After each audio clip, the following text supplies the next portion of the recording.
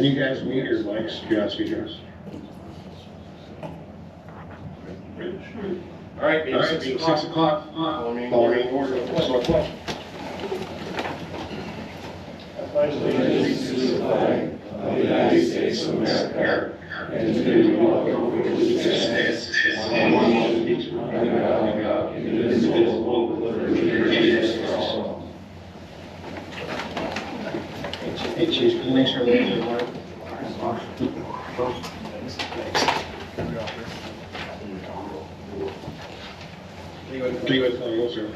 Chris Cole. Here. Kelly Coyle. Here. Outside. Here. Aaron Mishka. Here. Chris Iden. Here. Ken Sharna. Here. And we don't want to. And Craig Morris is president. Here. All right, on to the 2025 budget presentation overview. And we have Brian Romer on the telephone along with Ariana Schmidt from Bellers. That's gonna, Brian's Brian's gonna pitch the budget. He worked with Lisa on it. So he's quite knowledgeable about it, so take it away, Brian. All right, and tried to share her, but I don't know if the sharing is turned on. Yeah, she's trying to get to it.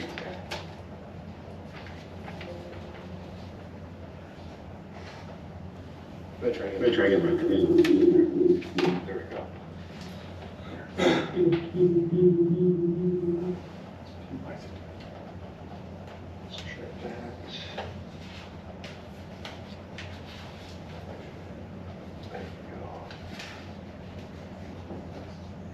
Are you able to see it now? Yes, sir. Yeah. All right, so we did help review this budget with Lisa before she left, but I'll admit that I did not put this presentation together myself, so understand it's kind of her work, and I'm just delivering the message here. But in terms of the overview, we're going to heavily focus on the 2024 property tax rate, which is paying property taxes for 2025 budget reasons, and the 2025 general fund overview, and then the other funds as listed here will be discussed briefly as well. Ultimately, it's any municipality's goal to continue to provide the services that you've provided in the past and always look to enhance those services. One of the key drivers in order to do that in the state of Wisconsin, understanding how municipal budgets are built, heavily relying on net new construction, promoting economic growth and strategically positioning the village. Some of the highlights that Lisa kind of wanted to put together for the board was looking at creating a capital improvement plan and some community engagement to support current economic advancements. And then as we're going through some zoning elements as well. And then in terms of investing into the community infrastructure to help support that growth is looking to develop GIS mapping for planning and infrastructure, equipment replacement to make sure that you have the existing services provided on a continuous basis, investing in that regular road maintenance, and then one of the elements was in 2025 looking to do Kronenwetter Drive north section. And then in terms of some of the other goals she identified was, building an inclusive and informed community, whether that's through community events, enhancing communications from the board to the community and having community input on upcoming projects. And then also looking at meeting any sort of service demand through your high quality service, innovation, positive work environment, kind of commitment to excellence. So kind of going through the staff level and ensuring that we're keeping the staff that we have and also attracting new talent as well. So to kind of get to the property rates in terms of tax bills and property values, it's important to understand how properties are assessed. In that the majority of properties in any municipality are assessed by local assessors. However, manufacturing is assessed by the state, and the Department of Revenue therefore uses those values in order to determine the value of taxable property, but then the other thing that comes out of that as well is fair market value, which is the assessor's responsibility. So there's two different valuations. You have fair market value that you'd see on a tax bill, and then assessed value. Understand that you are taxed on the assessed value, and then those two will meet each other if you do a revaluation, meaning you're asking the assessor to readjust properties to their fair market value. So she did have a chart here kind of looking at where the total assessed value and total equalized value have gone over the years, as well as net new construction. So again, just understanding net new construction is kind of the driver for municipal budgeting. 2020 and 2021 did have stronger years, with the last 3 years being just about half of that, or a little under it each year. And then this is kind of just a chart of those numbers as kind of showed on the previous page in terms of where's the assessed value been since 2020. Then looking at property tax levy amounts and levy limits.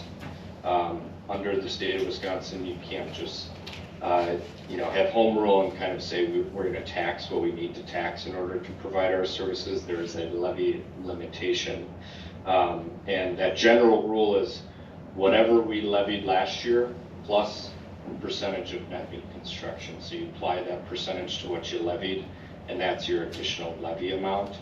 There is various amounts of adjustments you can make on the levy limit worksheet. The primary one that municipalities use and the village is using is the adjustment for debt service. So any general obligation debt is not subject to levy limits, meaning that you can levy on an annual basis whatever you need for those debt service payments. That also means you can levy any planned abated debt to pay for other things that you may need to. It's all to say your total general obligation debt payment is not subject to levy limits, and that's oftentimes more than net new construction, kind of the movable object that municipalities are using in order to fund their operations and needs for the next year. So she does have a chart here that kind of shows by fund what the village is intending to use the levy for. That shows at the bottom, therefore, what the total property tax levy would be, and has a comparison to last year. So about 125,000, almost 125 or 126, excuse me, thousand jump in total, with some changes, about $500,000 in the general fund, and then down a little bit in the debt service fund, and then down by about 340,000 in the equipment replacement fund. And then at the bottom there in the blue where you see the state allowed levy limitation, basically we're able to meet that levy need as shown above under levy limits.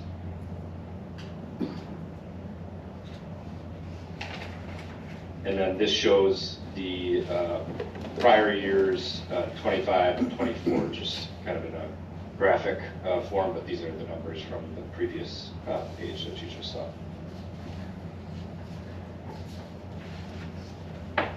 So then when we take that by the assessed value within the village, we take that levy need and divide that by the assessed value in the village.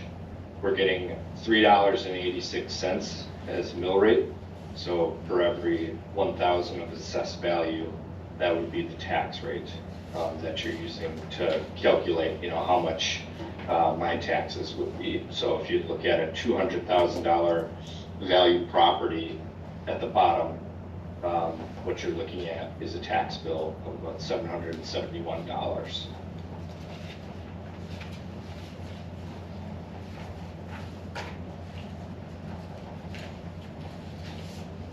looking at the top here, what she's looking to convey was getting an understanding of the assessment in prior years, and primarily looking at the 23 and 24, where those rates have been, and then also included 22 as well, but been about 384, but then it was down to 368, now it's at 385. Then looking at how that impacts various ranges of property values. As I spoke to on the previous slide, $771 is kind of the bottom of the 25 column there in the second half of this chart at 200,000 that we walked through on the previous slide. And then that would go down with the property values going down above it. And then to kind of compare it as well to 2024, what we're really looking at here, if we just stick to that $200,000 property, is a total tax bill change of $35.09. And so she's identifying there about a 4.77% increase to the village portion of the property tax bill. Understand, of course, that there are other portions of the tax bill, school, tech, college, county, but you don't control those as the village board. So they may see bigger jumps in bigger areas. Always try to kind of focus on what you can control. And, you know, if we're having discussions with constituents that, you know, ultimately the impacts in terms of the decisions made by the board is the village line of the tax bill, and all other things being equal as the budget is currently built, that's about a 4.77% increase.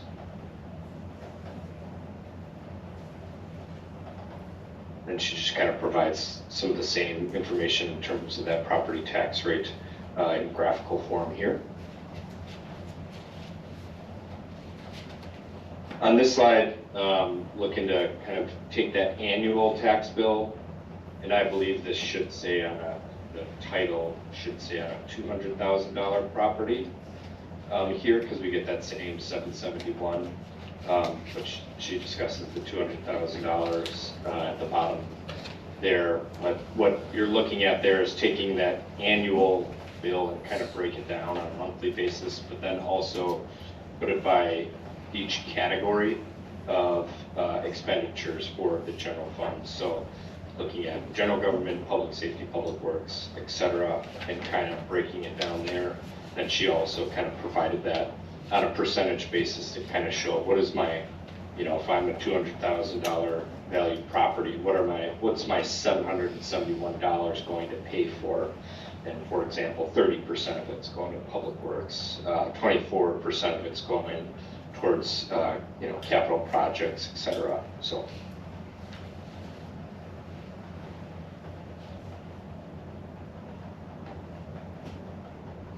Here's kind of breakdown of total revenues against expenditures. And on the revenue side, so now we're talking beyond just the levy, right? There's other revenues that the village collects. So just beyond that, in terms of total revenues, about a 9.76% increase from 2024. And then on the expenditure side, about a 4.5 almost increase as compared to 2024. So balanced budget, obviously, so both of them are at the 5.929 and change there.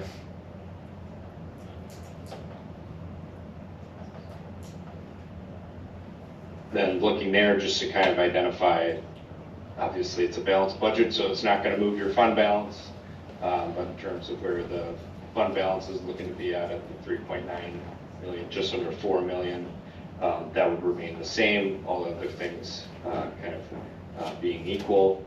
And then she does break it down in the bottom half in terms of where is that fund balance. So 1.2 of that is undesignated fund balance, and then 2.7 of that is designated fund balance. When you have designated fund balance, that's something that you're assigning that to, or it already has a commitment level to those dollars. So it's not like free capacity to use those dollars. They are assigned for something or designated for something. And then just as a reminder, the village does have a policy that requires a minimum undesignated fund balance of 15% of net expenditures. What you're trying to say there is we want to hold an undesignated fund balance in order to pay for unknown expenditures that come up. This is very typical of municipalities. Specifically, if you think about how your cash flow operates throughout the year, you're generally getting the majority of the cash in terms of the levy up front. You know, you may have some taxpayers that split the bill to pay in January and July. The majority do pay in full in January, so you get a lot of cash at the beginning of the year, and then that cash kind of drops off as you go through, you know, the expenditures that you have throughout the calendar year. So generally, one, you want to just kind of maintain towards the end of the year or make sure that you're good there, but there's always things that happen. This is a very large operation, and there are unknown expenditures that come up. The other element there is kind of making sure that we're hitting our budgets, knowing that we cannot be 100% accurate in terms of having a dollar projection turn into real work that the people you employ are putting in that always come out at an exact 1-to-1 ratio, right? There's going to be bigger maintenance issues that happen or other elements that may happen throughout the year. And so having that undesignated fund balance is quite important. It was a major discussion point in terms of the rating agency when we had our rating call issuing the debt a couple of months ago, wherein, you know, they did just kind of acknowledge that in terms of the peers or other municipalities, there are a lot of municipalities that are actually increasing this fund balance beyond just kind of the village policy. So I did want to make note of that, and she may have made note of that before, but there is certainly, in terms of from the rating agency side, a higher credit worthiness assigned to those that have more. You know, I would always make the argument, how much is too much though? We don't want to be sitting on, you know, a full year of expenditures, because it's kind of like, what are we doing with this money? Although we're able to invest it and increase revenues outside of that, it has little value if we don't have a plan for its use. So it is a balance, but just kind of understand from a rating agency perspective that there are a lot of other municipalities that keep a higher fund balance amount, and therefore they're seen as more creditworthy. Looking at the general fund revenue, kind of breaking down, as I said, there's more revenues than just the levy. So looking there, you can kind of see by category, there's taxes outside of the levy, intergovernmental revenues, which are like state aids and other elements like that. Your permits and license, municipal court, public charges for services, etc. So that's kind of how we're looking to the total revenues and how that was built. Then in terms of 2025, you can see kind of the majority of where those revenues come in, being the intergovernmental revenues. And then looking, you know, back from 2020 through 2025, identifying again that is always the major source of revenues. There hasn't really been much fluctuation in the other revenues. That is something that I would highly stress to understand. We give, you know, from our firm to other municipalities, we always get asked, what other sorts of revenues can we find? And it's really hard. You know, the transportation utilities were a hot ticket item, and now those are off the books because Supreme Court kind of ruled against it. But at the end of the day, it's hard to raise revenues, especially in a high inflationary environment. Costs are always increasing. We want to attract and maintain our current talent that we have on the in terms of staffing levels. We also want to attract new talent. So in order to kind of keep up, it can be hard to do with not a lot of revenue options out there. It's not like we can just increase the cost in which we're selling, our widgets, or, like a business could. We can increase the cost of a cheeseburger if we're McDonald's. We can't do that here running a governmental unit. Then the biggest item here in terms of major expenditures or like budget changes that she wanted to highlight is there's a budgeted 3% increase in union employee salary costs, and then the non-union is based off of performance. There's also been an increase in insurance and other services. So kind of typical if you were to ask me in terms of other presentations we give to other municipalities.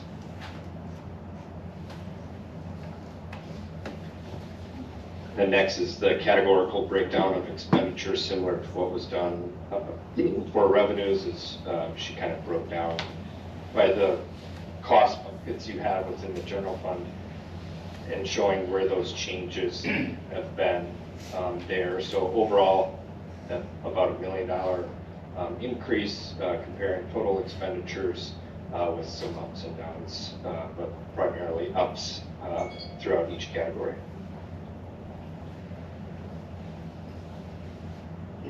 Excuse me. And then here she's just providing a breakdown by those categories, kind of what the total percentages are to get to the total budgeted expenditures.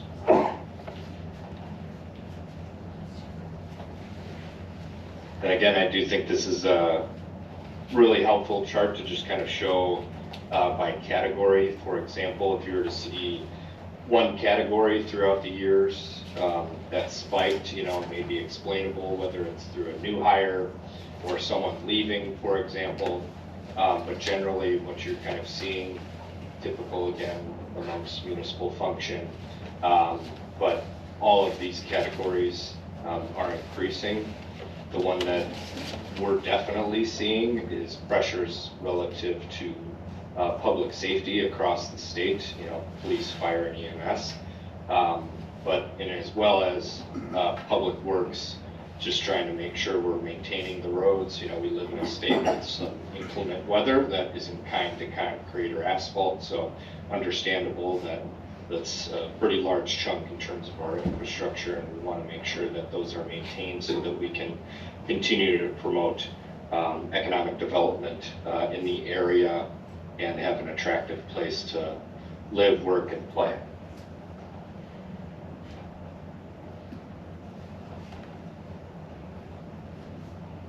And here what she's putting together is kind of another categorization of costs outside of just by each of the operating units, like public safety, public works, etc.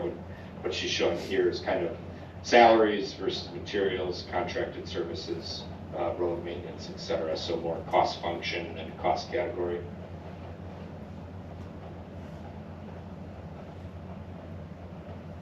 Then looking here in terms of 21 through 25, without the levy, kind of where's our gap then in terms of expenditures against revenues there. So obviously removing the levy revenues, you can see the gap, but one of the elements that this kind of conveys is that the other revenues aren't easily adjusted either, and therefore it's hard to kind of maintain in terms of when you have inflationary pressures on your expenditures.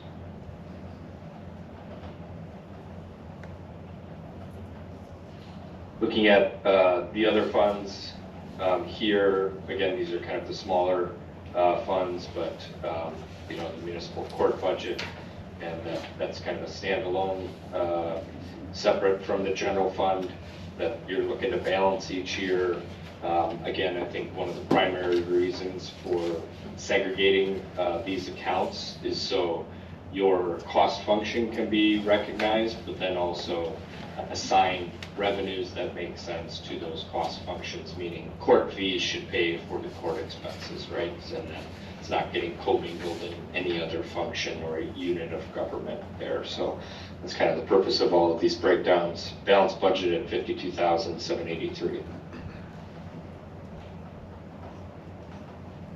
Park fund, here, I guess I would identify that I think what they're saying here is, as staff look through it, that they're not looking to have any isolated revenues and expenditures there within the park fund for 2025, but that it is dedicated to the bike and the pedestrian path, so there's no planned expenditures, therefore no need to allocate revenues, and it does have fund balance of $74,000 that we could use if needed. Then for the fire donation fund, just kind of identifying that there are revenues generated from department fundraising activities and private donations, and that those go to also promote department sponsored activities and donations, so as to kind of keep that function out of the general fund and isolate that $5,000 budget there with fund balance of $25,000.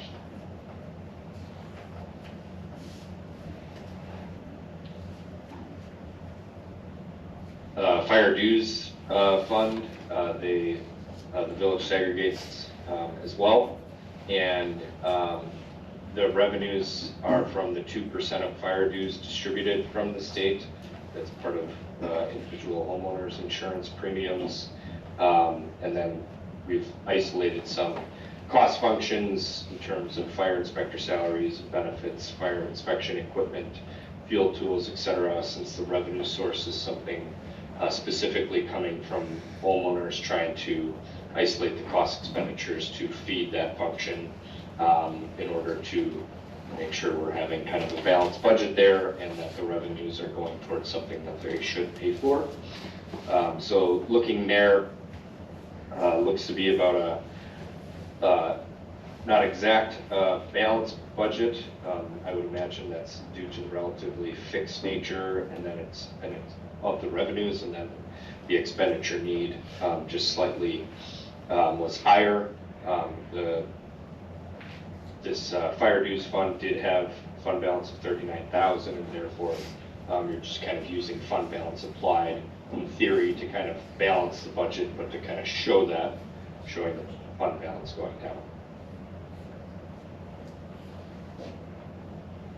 Then the debt service fund is held separately as well. That's just to kind of handle all of the debt payments that the municipality would have, and identifying certainly as well that there are other debt payments assigned to the utilities, the tax increment districts, etc. Here, kind of isolating, looking at the general fund there, and then from the 2024 issue that there is a due from the TID 2 for what was just issued a couple months ago, but they're looking for 2025 of debt service of about 2.19 million. Understand about half of that is the TID 2 portion.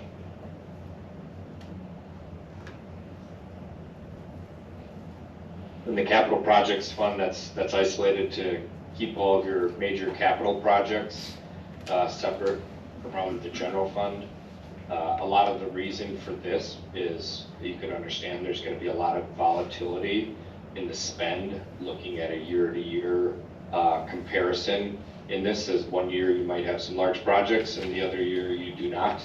The other element would be there's certainly various revenue sources that you want to make sure you're isolating where you're getting the money from to pay for these projects, whether it be cash, grants, or debt that's being issued. So that's kind of where you'll see those in terms of the expenditures. That's going to be your capital projects that you have going on for that year. And so here for 25, about 1.7 of capital road projects, and then there's 125 grand for other capital projects there. A lot of that, understand, is due to the timing of the issuance, in that you see a high fund balance for the beginning of the year. That's because debt was issued in 2024, we're letting those funds fall off as we spend them. So that's kind of the reason that it looks like, why do we have such a high fund balance and then it goes down so much? It's because of the timing of the debt issue relative to the capital expenditure. Then looking at the equipment replacement fund, there, again, trying to isolate these items for equipment replacement and identifying, hey, when is the 10 years on our trucks up, et cetera. So looking there, looking to do some equipment replacement of about 87,000 and isolated revenues in order to pay for that, and the expenditure is the police department squad and having that outfitted as well.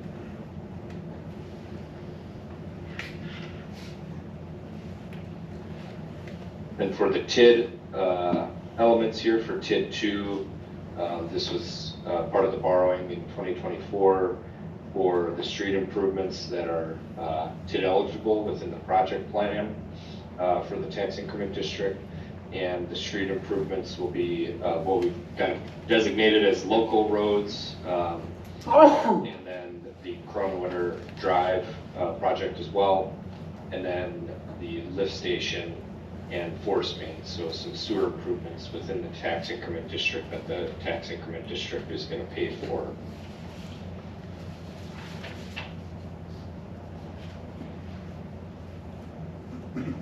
Then what you're looking at here is breaking up the TIDs. I believe her title should probably say 2025, unless I'm missing something, but this is for TIDs 1, 2, 3, and 4. Those are in the columns. Then what you're looking at there is beginning fund balance, budgeted revenues, budgeted expenditures, and then the projected year-end fund balance. So the one element that I'll say there is TID 1 is still kind of catching up. It has had some value increase, but it's still not meeting all of its expenditures. There, so it's not there, slight decrease in fund balance. TID 2 is performing well. One of the items there is that I just identified that it's also part of, it can make a contribution to the other TIDs as well. So right now it has a high fund balance, but it'll be not only paying for the capital projects and debt service that are ongoing in TID 2, but it'll be paying towards the other TIDs as well. And then for TID 3, kind of just paying off until it's done there. Got a couple of years left in terms of ongoing expenditures. That one is also has funds that it can attribute to the other TIDs as well. And then TID 4, this is the one that was receiving some funds from TIDs 2 and 3, and that one is kind of picking itself up and paying off the expenditures in terms of already committed capital projects and other things going on within the district there. And then some of the due froms, she's tried to convey in the middle section here where you can kind of see where those due froms are going for various debt issues for 21 issuance A and B, and then the 2024 issuance was all TID 2. So just understand they're making payments so that the village as a whole does not have to pay for that. So the increment generated from the additional value created and paid from the school, the tech, and the county tax bills, that's going to help offset the need to levy for these projects going on within these tax increment districts. So there's about 3 debt issues that the TIDs are paying for. And then there's also a lease revenue bond from 2016 that's being paid as well.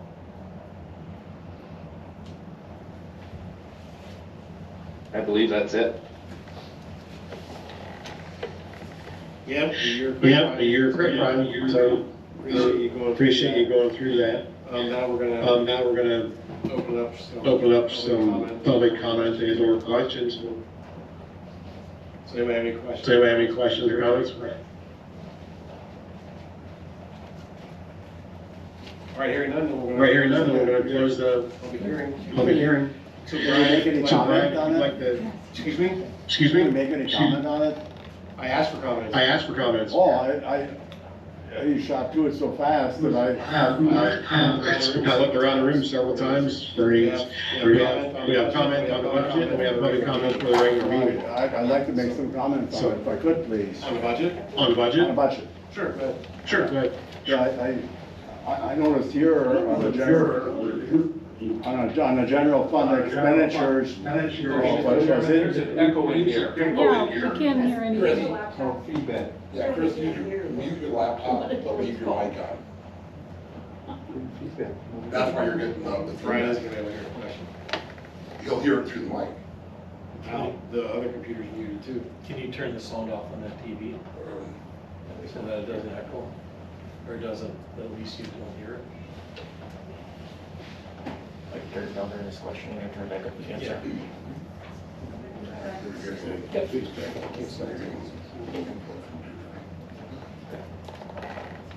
So Brian, can you hear us?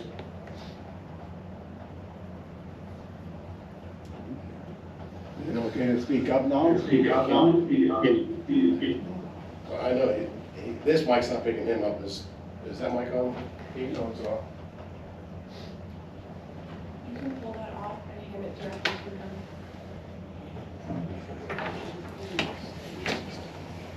Oh my gosh. Look at that.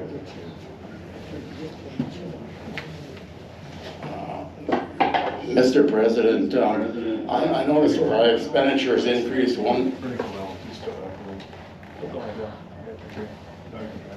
Okay. Good, Brian. where our expenditures increased by $1,102,000, that's 18%. Now, I think it was the same increase last year, about the same. How long can we sustain such increase in expenditures? I mean, I'm looking through the details of the budget, there are many places there can be cuts. And I don't, nobody sets down a marker on any of these. And I couldn't understand how we could have $182,000 fund balance, and then we go to $1.2 million fund balance cash. And also, for the debt service funds, you only show about 100,000. Can you limit your to one question at a time so we can have Brian respond to those? Oh, okay. So Brian, did you hear that? Yeah, is the question on the expenditure increase? Yeah.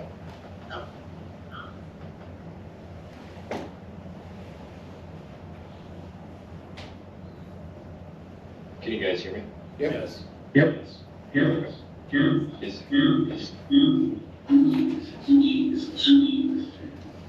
His question is on the expenditure increase? That's correct. That's correct. Yeah.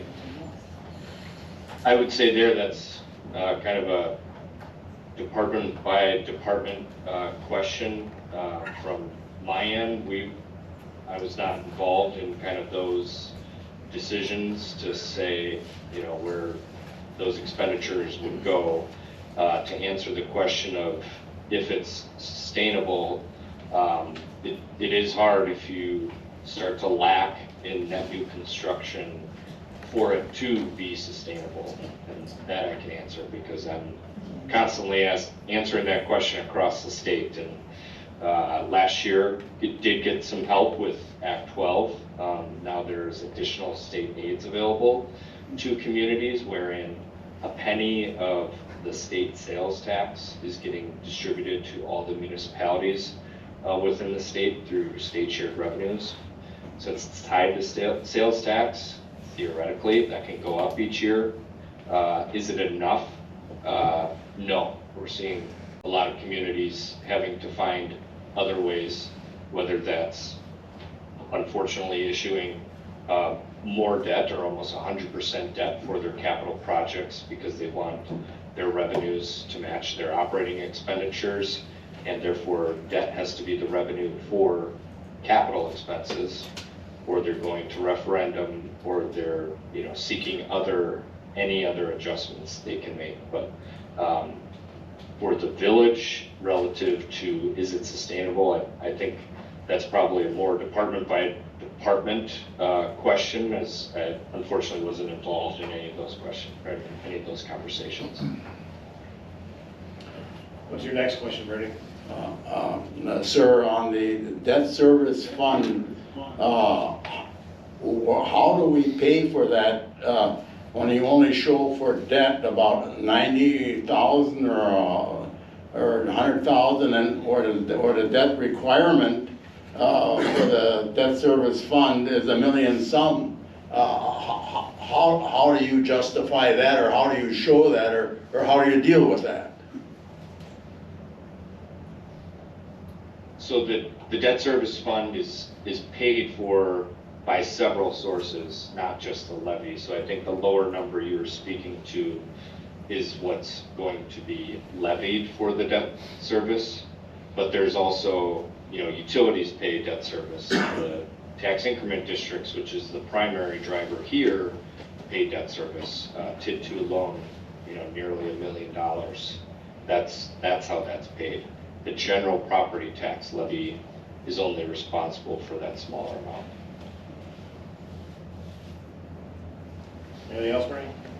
I still find that hard to understand how that all happened. I mean, the year before, our debt service was,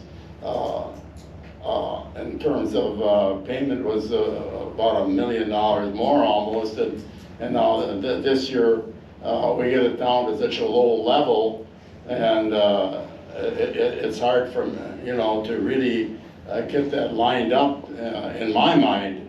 How you pull that off. I mean, I know there are certain things that were done here to do what got done, but that's okay, I guess. But along with the fact that our expenditures keep increasing the way they do, and no one seems to be concerned.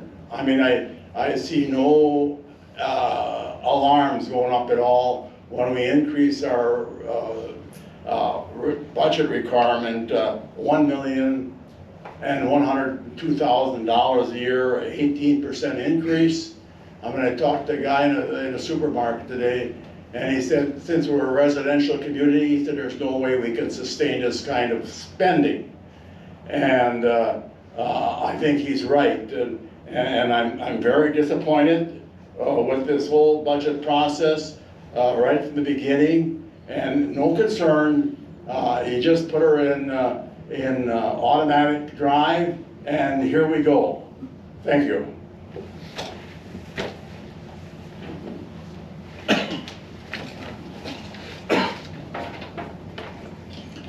I kind of had a similar question on the debt. We've got 110 levied, which is, village debt. We got 90,000 alone in the fire truck. So do we only have an additional 20,000 a year for the village's portion of the debt to pay? That doesn't sound right to me either. I know the TIDs, they got their own debt and they contribute a whole bunch of it. And I tried sorting it out, but the numbers on the spreadsheet, a lot of them don't match what's in this presentation. So that part I almost practically gave up on.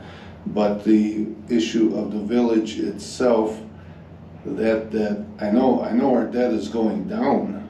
Debt service is going down every year. But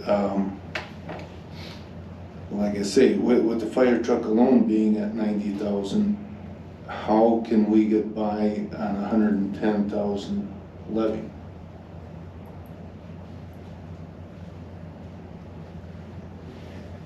Go ahead, Brian. Go ahead, Ron. Yep. Okay. The TIDs so your total debt payments for 2025 that would be isolated in your debt service fund, or what you guys have numbered as 350. Your total debt payments are $1,745,995.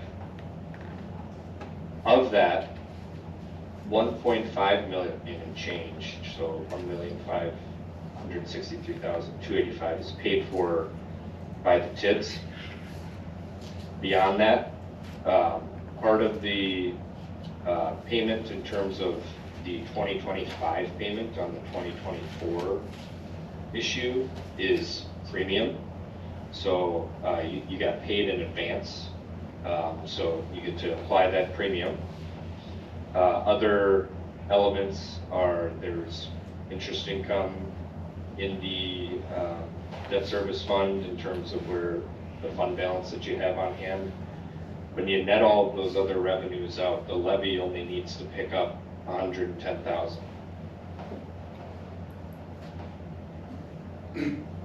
I think this is an area I've been bringing up that we should be looking at stabilizing what we're spending out of the, in terms of what we're levying for debt service.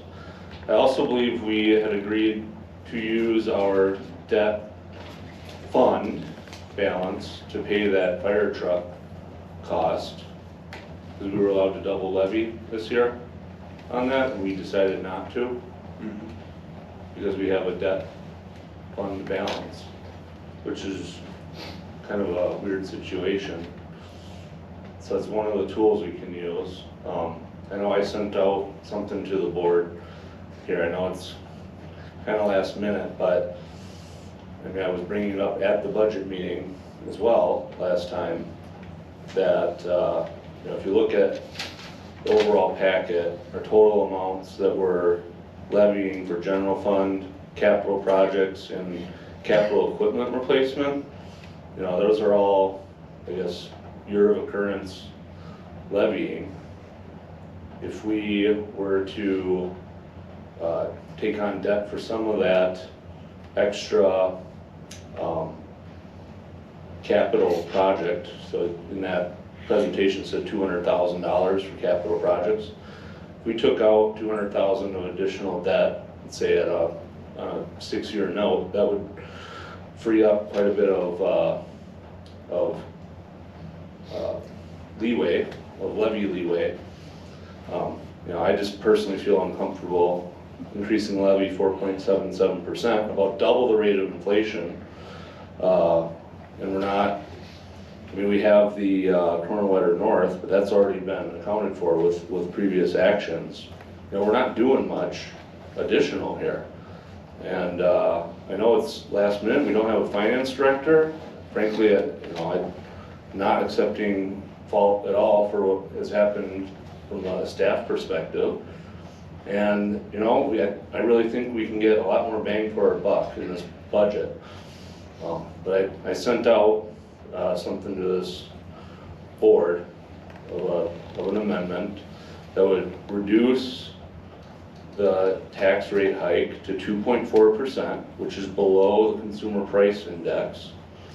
And it would involve taking on an additional $200,000, instead of levying $200,000 straight for capital projects, it would be taking on debt for that amount, reducing that carrying cost to $36,000, which would improve our contingency that we built in this budget, as well as potentially free up some more funds for some other initiatives we could do, like, for example, funding a detective position for our police department that is the lowest staffed in the entire area, as well as developing a long-term financial plan for the village, which the lack of, I believe, got us in this situation. Doesn't have to be used just for those by any means, but it's a proposal. And frankly, I think we can keep any tax hikes below the consumer price index. I think we can do better.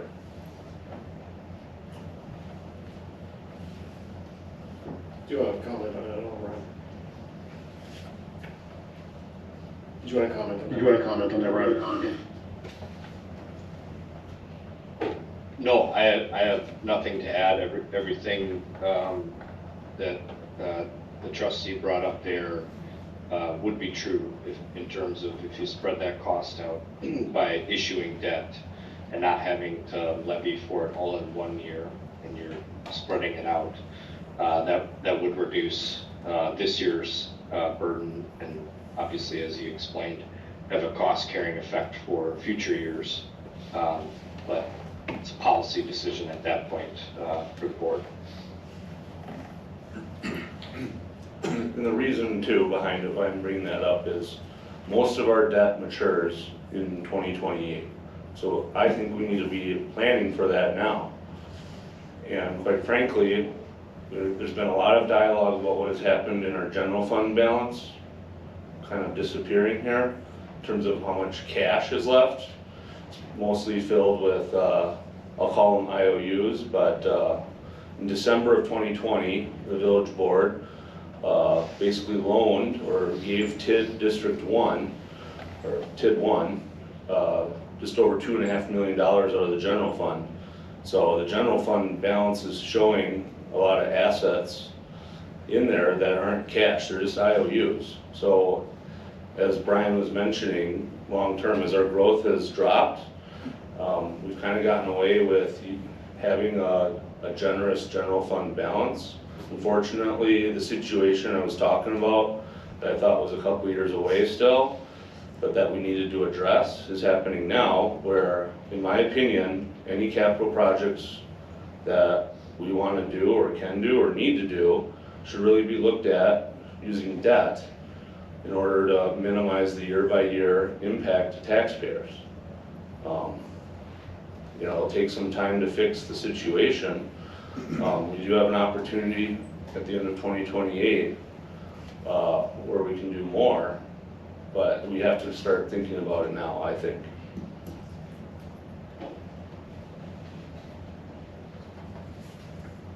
Yeah, Conley Brown. Yeah, Conley Brown.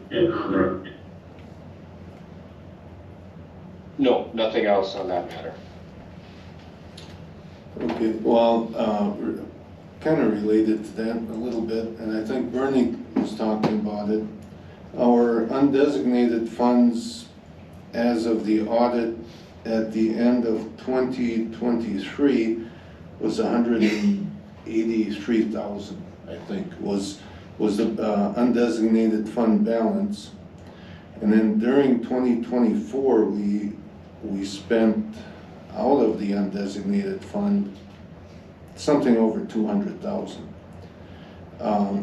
And now this budget is showing 1,200,000 and some thousand in the undesignated. Where did that money come from? I mean, a few weeks ago we were scrimping and cutting the budget because we had nothing left in the undesignated, and now we got over $1 million. Good, Ron. Good, Ron. Good. Yeah, so that's, as the other trustee mentioned, that's actually tied up in an IOU to the TID 1 fund balance. So in truth, it's not cash that's in there. Again, we were not involved in that decision. The only thing that I can speak to there was obviously there's a need for that TID to have that at some point, and then the hope that the TID would produce to pay that back over time. But all points to the actual fund balance being closer to that 183. That is correct. I think the way that it was presented from the former finance director obviously didn't speak to the amount of that undesignated fund balance that in truth is owed somewhere else.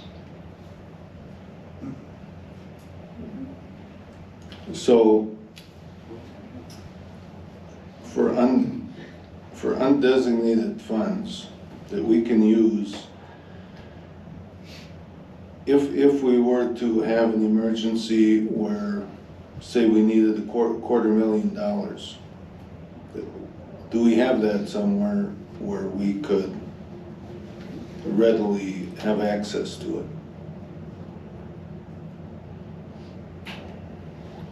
Not in cash. You'd be likely having to borrow for that situation. Okay.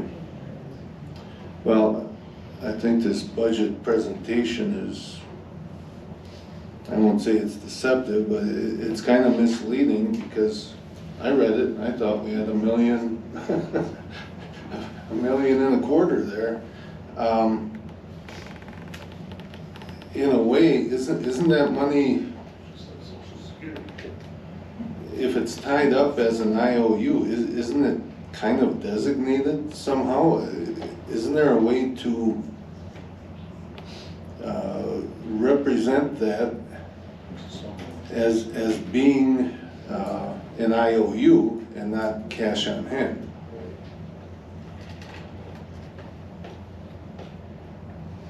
Yeah, that's a discussion between, the finance director and your auditor. If it were me sitting in that position, I would not let the auditor get off the phone until it was more clear. But again, that's just kind of the messenger here, so I can't really speak to why it's shown that way, outside of I would have somebody call the auditor and ask for it to be a little more clear. So. Okay. And the other thing on the debt service fund, we had an increase, and in the financial report as of September 30th, it showed like 412,000 or something, a surplus in the debt service fund. And now it's showing more like 700,000.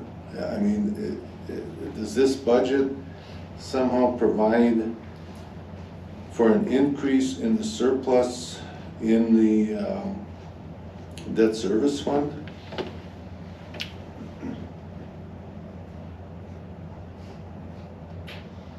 No. The 700,000 there, I would have to find it in her. It's in the spreadsheet somewhere.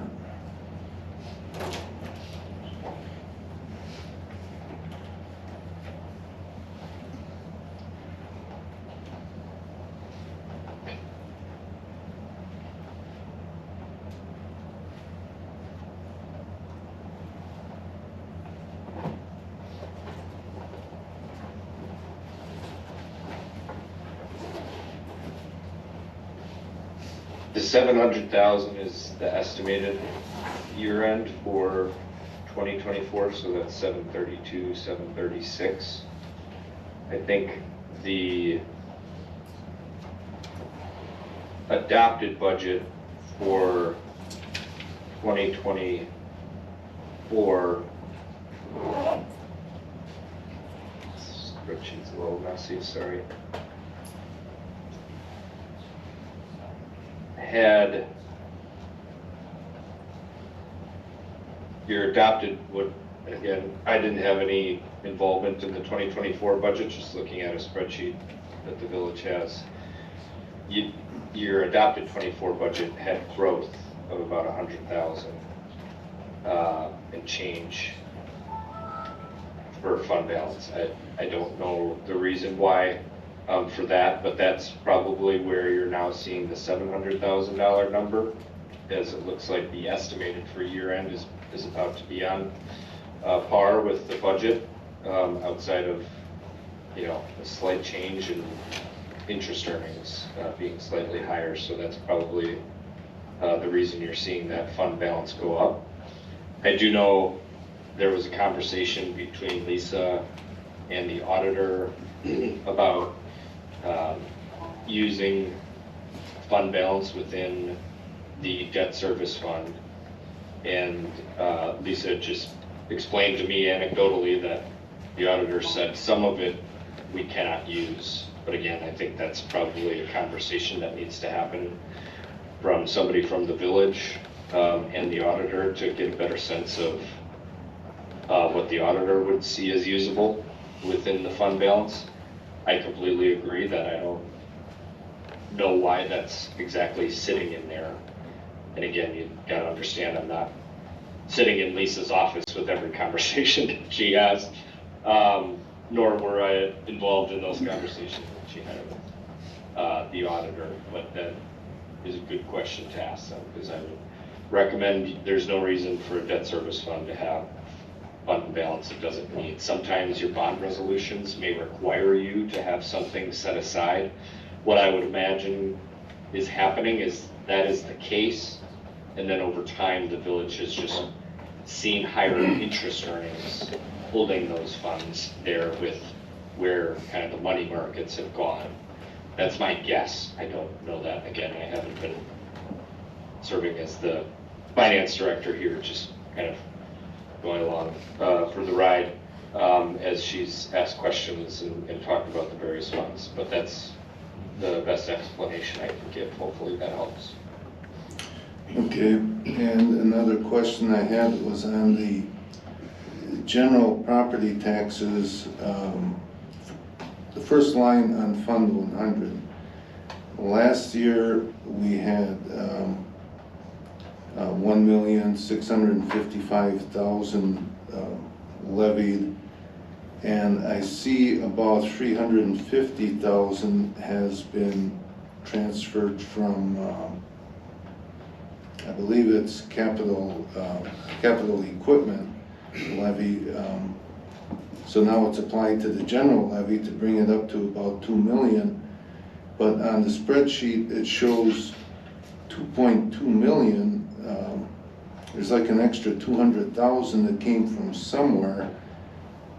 And how do we do that when we had less than a 0.5% growth? Where did the 200,000 come from?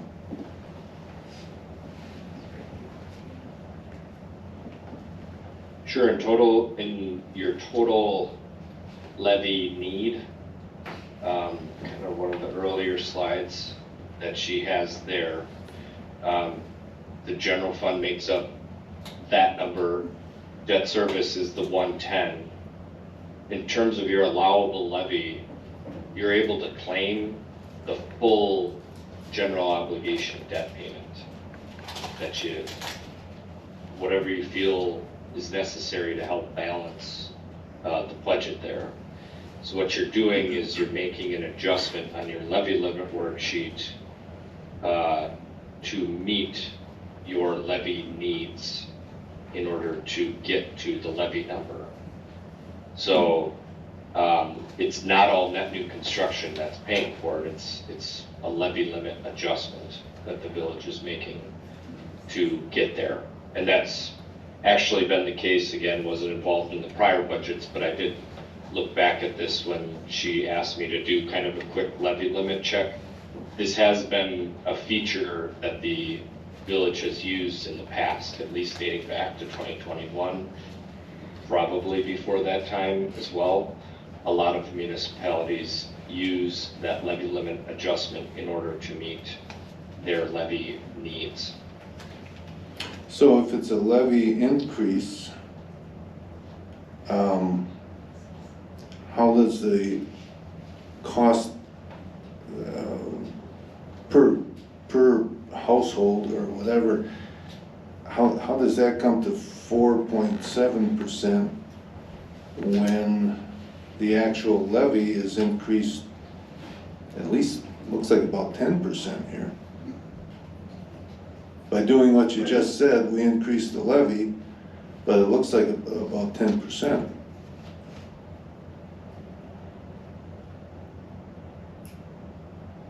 Well, that was on one sample property, I believe, the 4.77%.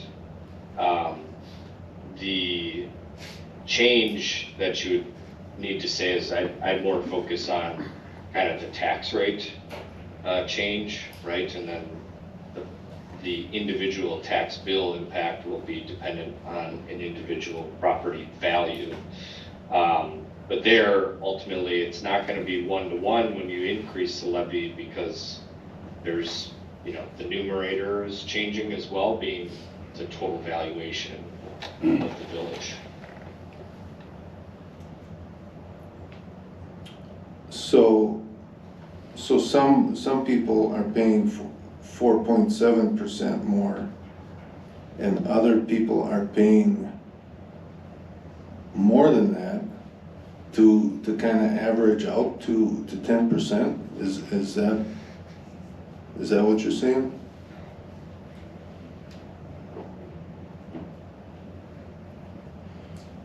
No, I don't, the average shouldn't be 10%. Again, the numerator changed in terms of how you look at the tax rate.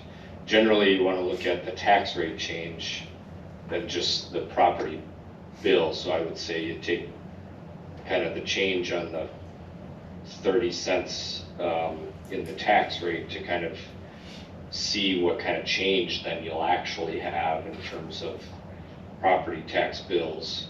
Most of them should go up near that 4.77% though, unless you added an addition or something to your house and have a higher property tax bill. So again, should be around that 4.77. It may not be one-to-one depending on property value, but the thing to focus on is tax rate to identify, what kind of changes does that mean?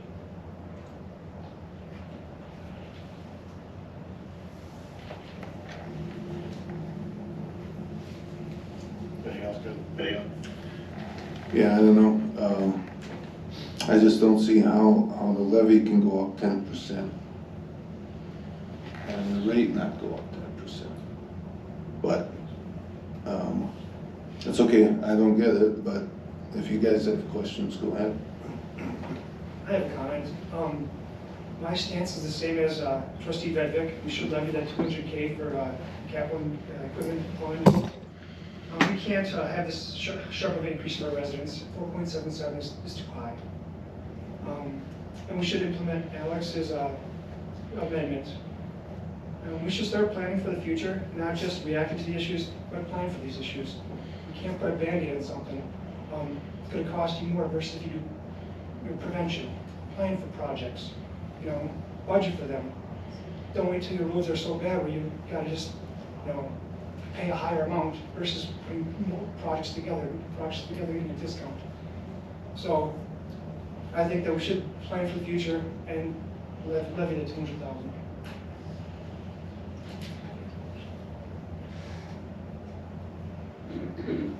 Anyone else? I just have one quick question. I noticed in a lot of the figures and in the years in the charts, TID 2 doesn't show up until 2025. Where were those funds prior to those funds? They were out, they had no debt, I think from about 21, they were all paid off. Okay, So they had no debt at all, they were clear, and that's new debt that you're seeing now. I didn't understand. Okay, thank you. Very good. Guy Friedel. So Mr. Romer, I have two questions, both related to TID 1. The first one was in that chart where you showed the estimated beginning balance of $2,605,000 and then the projected year-end balance of $2,706,000. I think both of those figures are negatives. So to me, that would show an increase in the negative number of about 100,000. Would you agree with that? Yeah, let me open that up again.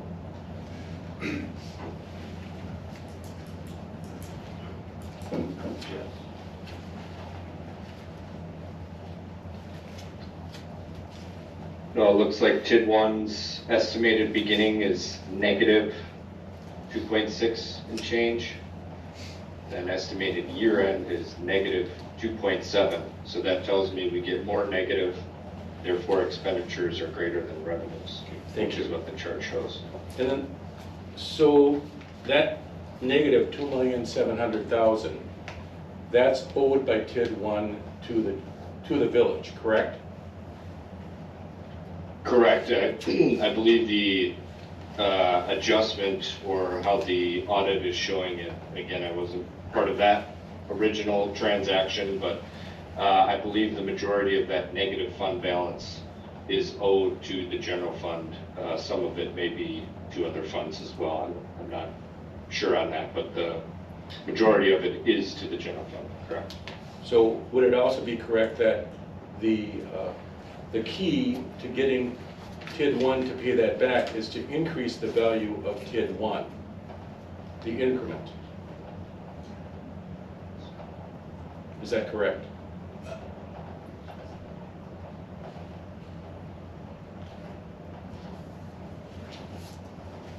That's correct, yep.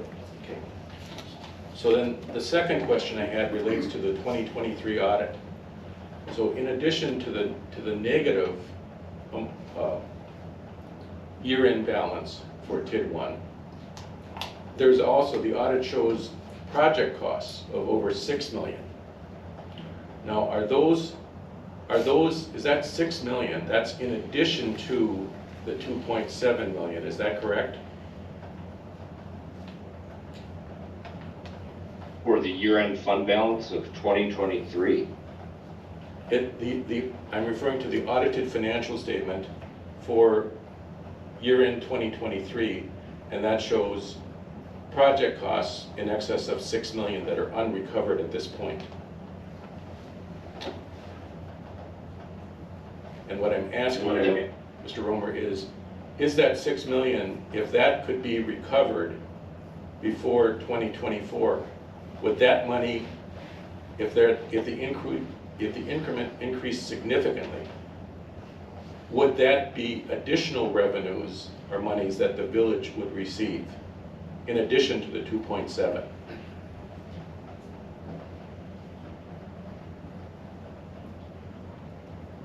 I would imagine that trying to open up the audit here, I would imagine what they're trying to indicate there is these are costs that have been expended and therefore resulting in the lower fund balance or the, due to the general fund and possibly other funds. Therefore, increasing the increment would help eat into that, but there would also likely be ongoing expenditures within the district. I would imagine the 6 million you speak to is something that's already happened and not upcoming, given that it's point in time analysis looking at the balance sheet, but in terms of other expenditures, just looking at the 25 budget that the village set, there's $400,000 there in TID 1. So right, there's other ongoing elements that it's not one-to-one in terms of the increment is automatically going back to pay the general fund. There's going to be some ongoing expenditures to pay for as well from that increment.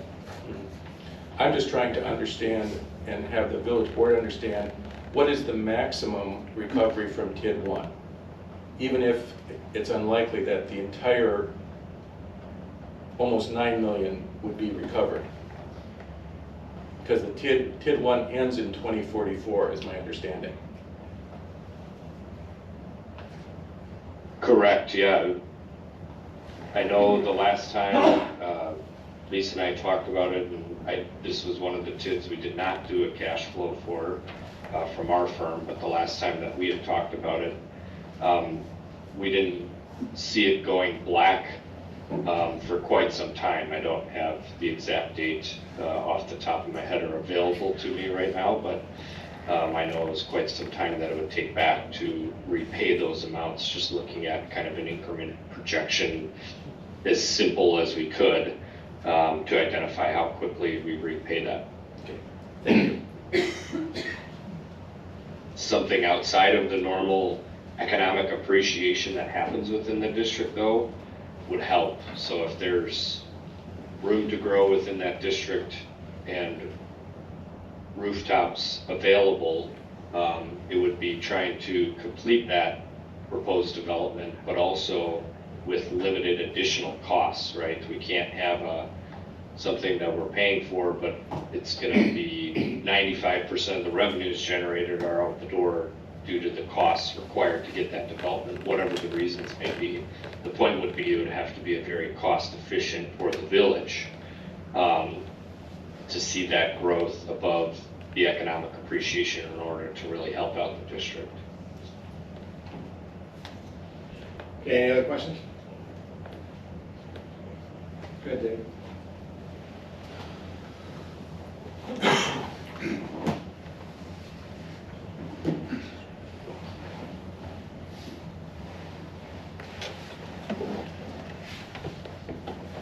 Thank you. I have multiple questions. Name and address, please. Dave Baker, 690 Happy Hollow. So, on the projection of the unassigned balance for next year, Brian had said that that was 1.2 million was actually part of the assigned balance. But the assigned balance last year was 2.66 million, the non-spendable. So it looks to me, I'm not sure how Lisa came up with that number, but it looks to me that that was not part of the non-spendable balance, but a projection of perhaps what she expected to come under this year. Would you agree with that, or is that, am I reading that wrong? No. Pardon? Fund balance? In the general fund, the 1.2 million that Lisa is projecting as undesignated at the end of 2025, you had said earlier that that was actually designated funds, but the designated fund balance that she has listed is the same amount as the non-spendable from the 2023 audit. So I don't. Correct. The way the auditor is showing that is the undesignated actually kind of has an assignment to it in terms of it's right now tied up in TID 1.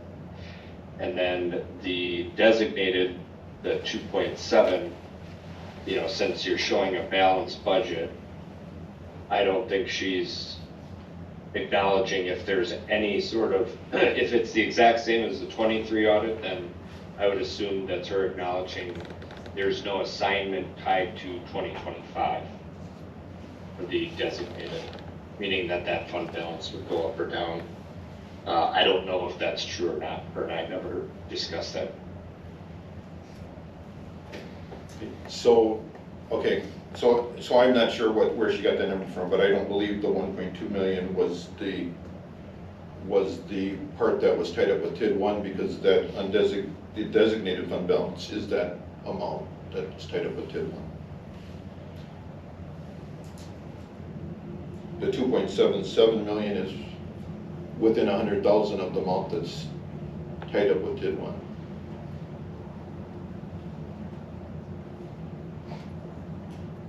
Okay, so I don't think we're going to answer that, but I just want to make that point. So my second question of several is, were we levy limited last year when we set the budget, or could have we levied more?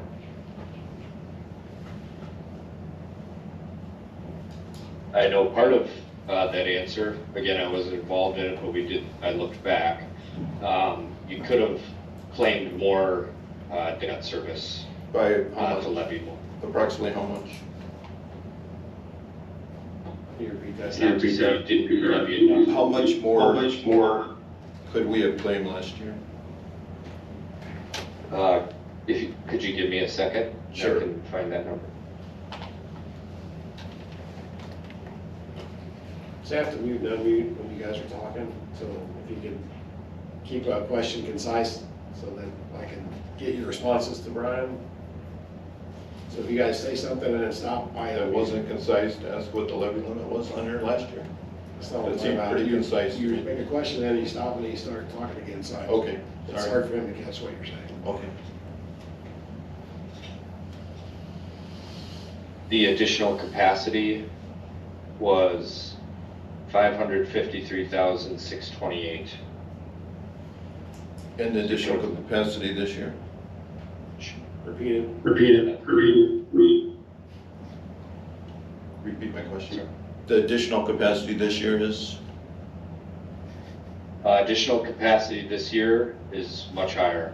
That's primarily due to the 2024 issue that is That's all paid 1.4 million? The majority of it, I should say, is paid for by TID 2, but right now there's new debt service on.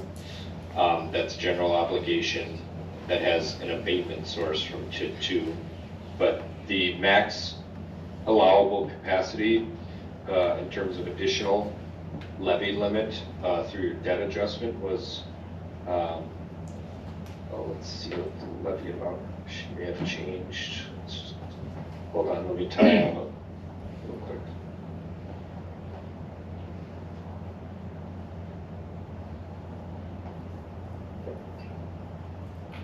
Okay, you're at the 29602,751. Yeah. So the additional capacity is still the same as the last time I ran it. I just wanted to make sure nothing changed. Sorry about that. You have 1.4 million and change of additional levy capacity through the debt adjustment. Thank you. So I almost always argue to reduce taxes, and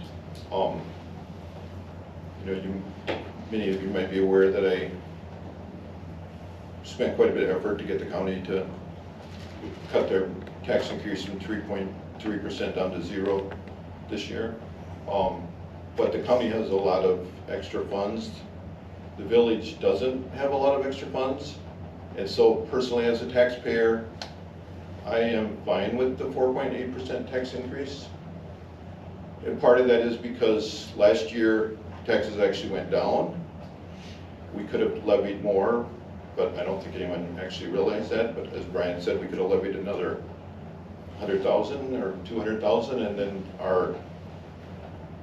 we wouldn't have the 182,000. We could have levied, we could have had a balanced budget. We didn't have to use the reserves last year because we were like 400,000, I think. Maybe I'm off in that number. So I would argue we borrowed $8 million. Our excess levy limit is 1.4 million. I just don't see that we should borrow more money. I think the 8 million is plenty, and I would be strongly against borrowing anymore. I'm not against actually doing what you're suggesting as far as capital over time, but because we borrowed the $8 million, we just don't need to borrow another 200,000. We borrowed enough right now. So thank you. Anybody else have a question? He answered. All right, last call. All right, seeing that we're going to close the public hearing, we're going to move on then to call our meeting to order. Go ahead and call the roll. Please. Chris, is he leaving? No. So Brian, we're going to take a few minutes to do some other stuff, but then as we get down to the resolution part of this budget, I'd like for you to stay on too, because that's how we're going to get into whatever amendment Alex was talking about during the general discussion. Good. Good. Sounds good. I'll stay on. All right, call roll. Chris Gold. Here. Kelly Coyle. Here. Alex Bendick. Here. Aaron Mishka. Here. Chris Iden. Here. Ken Charneski. Here. And Craig Mortensen. Here. All right, we have public comment. So we have 2 people signed up. We have Patty Mikulski.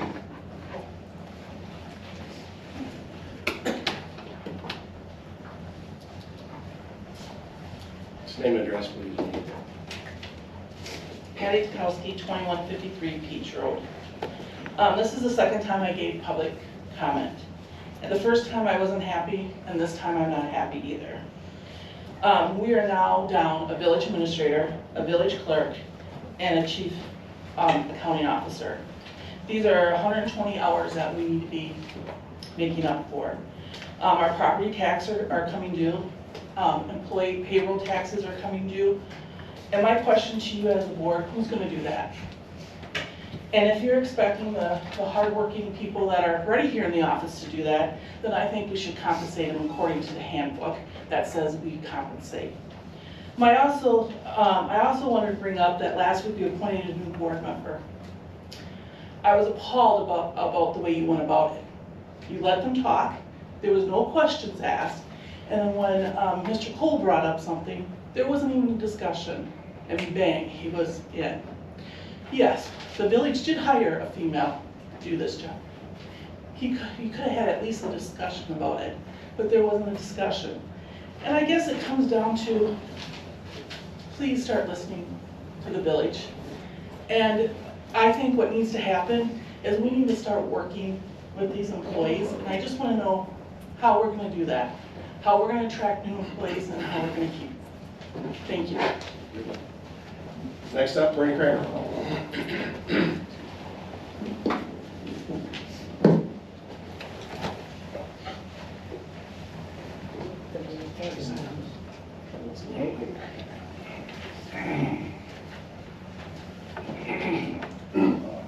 Mr. President, my name is Bernie Kramer, 2150 East State Highway 153.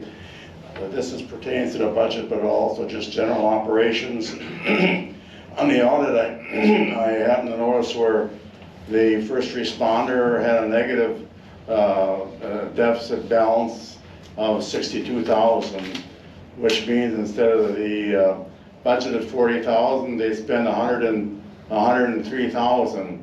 I mean, there's been a lot of complaints about Riverside about our 50,000. Well, this is double the amount that we pay Riverside for a $50,000 a year contract for ambulance service. Also, the fire department was over by $74,000. So it seems as though that there's something awful loose here with our budgeting process. And another thing that was, you talk about with our police, that we're undermanned. Well, you can look at that a lot of different ways. Rib Mountain, as an example, has 3 full-time county police officers. They just started on October 1st with a 3rd one.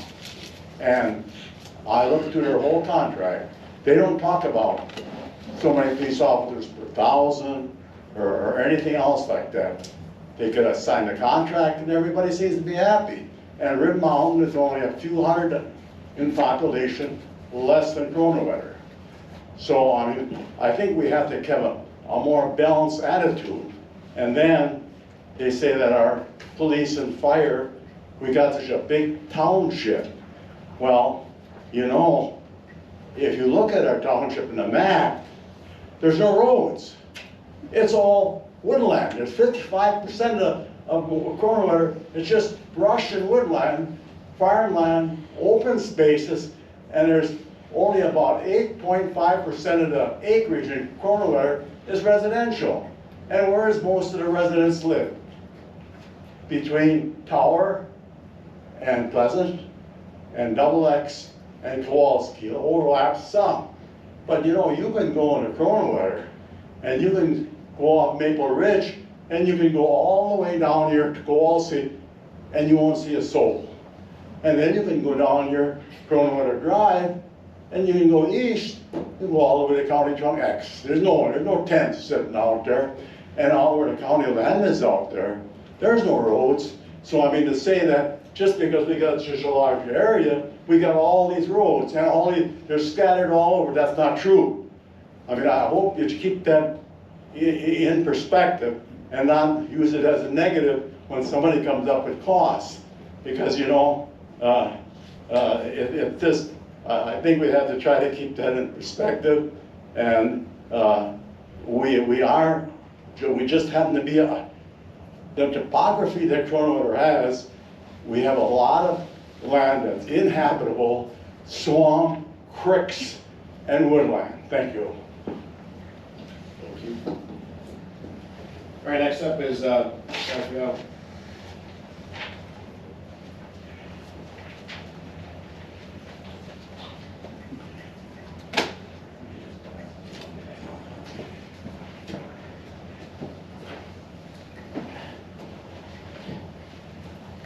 single sheet? Yes.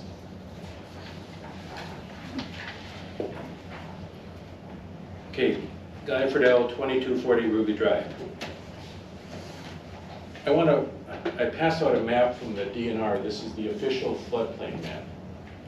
And I put a little bitty arrow down here on the right side in the legend. And it's kind of an, I'd say, I'm not the greatest at colors, but it looks like a light blue or aqua. And you can see that, and that's flood fringe, okay? And my understanding is flood fringe can be filled without raising the flood elevation, the 100-year flood elevation. So this flood fringe, that's the area that will flood during the 100-year flood, which is significant. So you'll see that this whole area, that there's no floodway to the west of Kronenwetter Drive or I-39. The floodway is up on the east side, okay? And basically, in the three quadrants, the northeast quadrant, where the 170 acres are, the northwest quadrant, that's another area of flood fringe, and there's that pond there, that excavated pond, and then south of that, you'll see all of that is Zone AE, flood fringe. So an application was submitted to the village, which said that the southwest quadrant was floodway. No way, no way. I haven't seen any maps, nothing was attached to it. So I think that the village needs to look into this. So that's one point. Our audited financial statements from 2023 shows that the village is owed like $2.6 or $2.7 million from TID 1. Then there's this project cost that Mr. Romer confirmed. So the maximum recovery at the end of 2025 that we could get from TID 1 would be something like $8.7 million. Now, I don't know if we can get all that, but we should shoot to get every penny of that we can. And we don't do that by making Kronenwetter, especially the area in the Kowalski Road interchange, the sand pit capital of the world. Have the sand pits go somewhere else. At the last meeting of the Kowalski Road Interchange Committee, we discussed two recommendations. One was to have the village actively participate in the Wausau Metropolitan Planning Organization. There's the commission, which is the elected officials. And I think, Chris, you're the designated person. And then there's the technical advisory committee. That's where Mr. Wagner or our public works director, either or both of them could be involved in those. Right, I think you guys have it, right? Yeah. So work on that on a regular basis. And then the second one was the committee decided that they wanted to recommend that the ramps be on the south side of Kowalski Road. And that would go, somewhere in that vicinity of that Milestone Properties. And they said they would excavate within 50 feet of the property line. Well, if you allow that, you can forget about the Kowalski Road interchange. So I think that in addition to all of this, if I were in your shoes, I'm just suggesting this, TID 1, it's not just Kronenwetter that's involved in this. There were the other taxing entities, the school district, NTCT, the county. And there was an agreement made there that the village would pursue development in TID 1. So it seems to me, and maybe, I'm not sure about this, but it seems to me that maybe if you take an action that is going to decrease the increment to the point where when they're through putting all these excavations in there, that there's no value there, have you then created a potential liability for this village relative to the other communities and taxing entities? Maybe you should check that out before you go too far down this path. I think that there's a lot of other places that, a sand pit could be put in this village. not an area that's prime for development. I went to see my granddaughter who lives in Minneapolis. And we're traveling down all of these roads in Minneapolis. And guess what's right along all of those roads? Buildings. There are buildings from 4 stories on up to 12, 15 stories. And why? Because it's visibility. Why wouldn't we think that we're in a position where we could really benefit from having the visibility that we have along the interstate? I think that's something, to me, maybe we're too much of a bedroom community and we're thinking this will never happen in Kronenwetter. I think we are precisely positioned where other areas are not going to be able to have buildings along the interstate because they've already happened. And I think if we work at it, I think we can make this happen. Now, I've got some other things that I would say, I'd like to say to the village in closed session about the Quask Road interchange. But I'm not going to discuss them here tonight because our committee did discuss them in closed session. But it relates to the strategy of how we would go about it. I can say that I would like to see it done. We're essentially, this is a nonpartisan project. And we don't want it to be just one party that's behind it.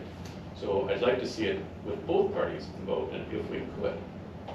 So that's what I have to say. Thank you. Thank you. All right, moving on to item number 7.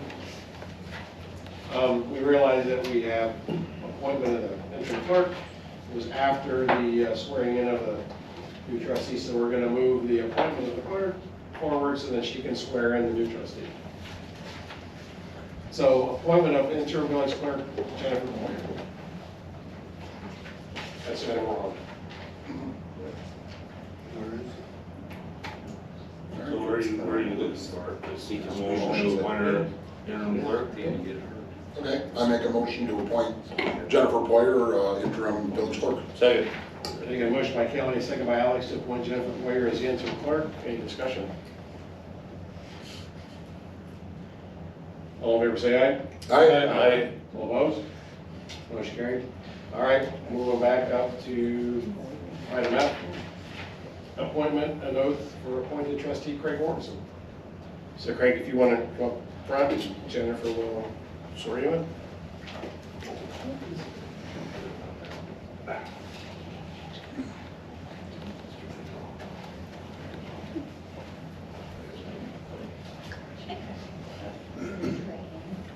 Repeat after me. I, say your name, I, Craig Morrison, having been appointed to the office of village board trustee, you've been appointed to the position of village board trustee, trustee, but have not yet entered upon the duties thereof, but I have not entered into the duties. swear that I will support the Constitution of the United States I swear that I will support the Constitution of the United States and the Constitution of the state of Wisconsin, and the Constitution of the state of Wisconsin, and will faithfully discharge the duties and will faithfully discharge the duties of said office of said office to the best of my ability. to the best of my ability. So help me God. So help me God. Congratulations.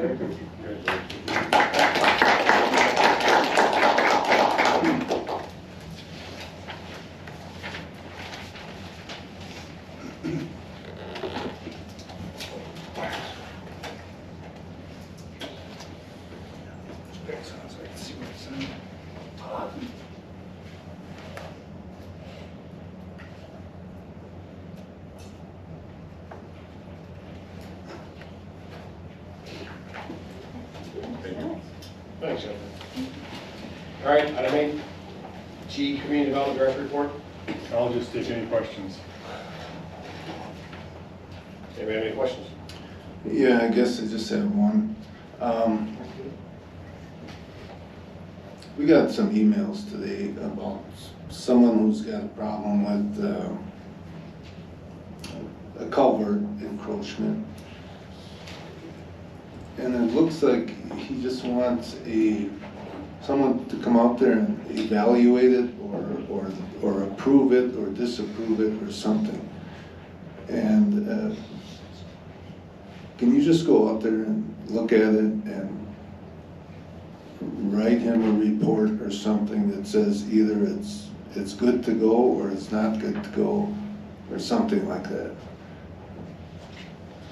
And get it, taken care of. There's a couple of things here. One is that culvert was installation that gets reviewed by the DNR. That's not really.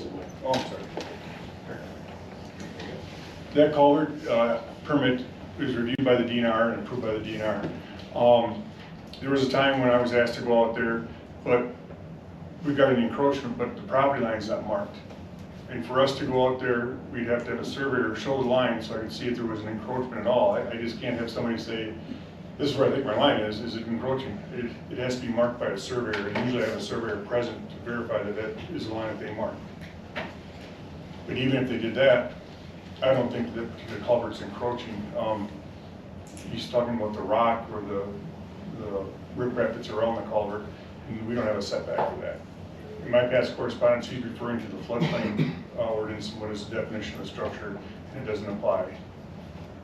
And you've put that in writing for him, this explanation? Absolutely. Okay, I just, it's been going on for a long time, and I just was hoping it could get wrapped up somehow. Anything else for Pete? All right, hearing nothing else, we're gonna move on. Moving on to item 9H, resolution 2024-19, a resolution to adopt the 25 budget for the village of Kronenwetter and authorize the levy of taxes thereof. As I previously said, I was not a huge fan of how this is all set up, and in general what we need for a contingency fund, whether it's undesignated fund balance needs some bolstering. I strongly believe that we should use some of our other financial tools we have to both improve that and potentially improve the village in other ways. Like I said, it doesn't necessarily have to be exactly what I wrote up and submitted to people. But the first step we would have to do as part of the budget is at least authorize, I brought up the 200,000 number. I had a few reasons, and one of them is it also made the numbers quite nice to link up instead of having a nearly 5%, 4.77% property tax hike for village residents, that we'd end up with about a 2.4% tax hike if we bonded an additional 200,000 and changed our general levy, because they mentioned we had another 1.4 million in levy limit available. Change the levy so that our total levy we collect from taxpayers only goes up 63,000 or 2.4%, which matches the consumer price index, the most common measure of inflation in the United States.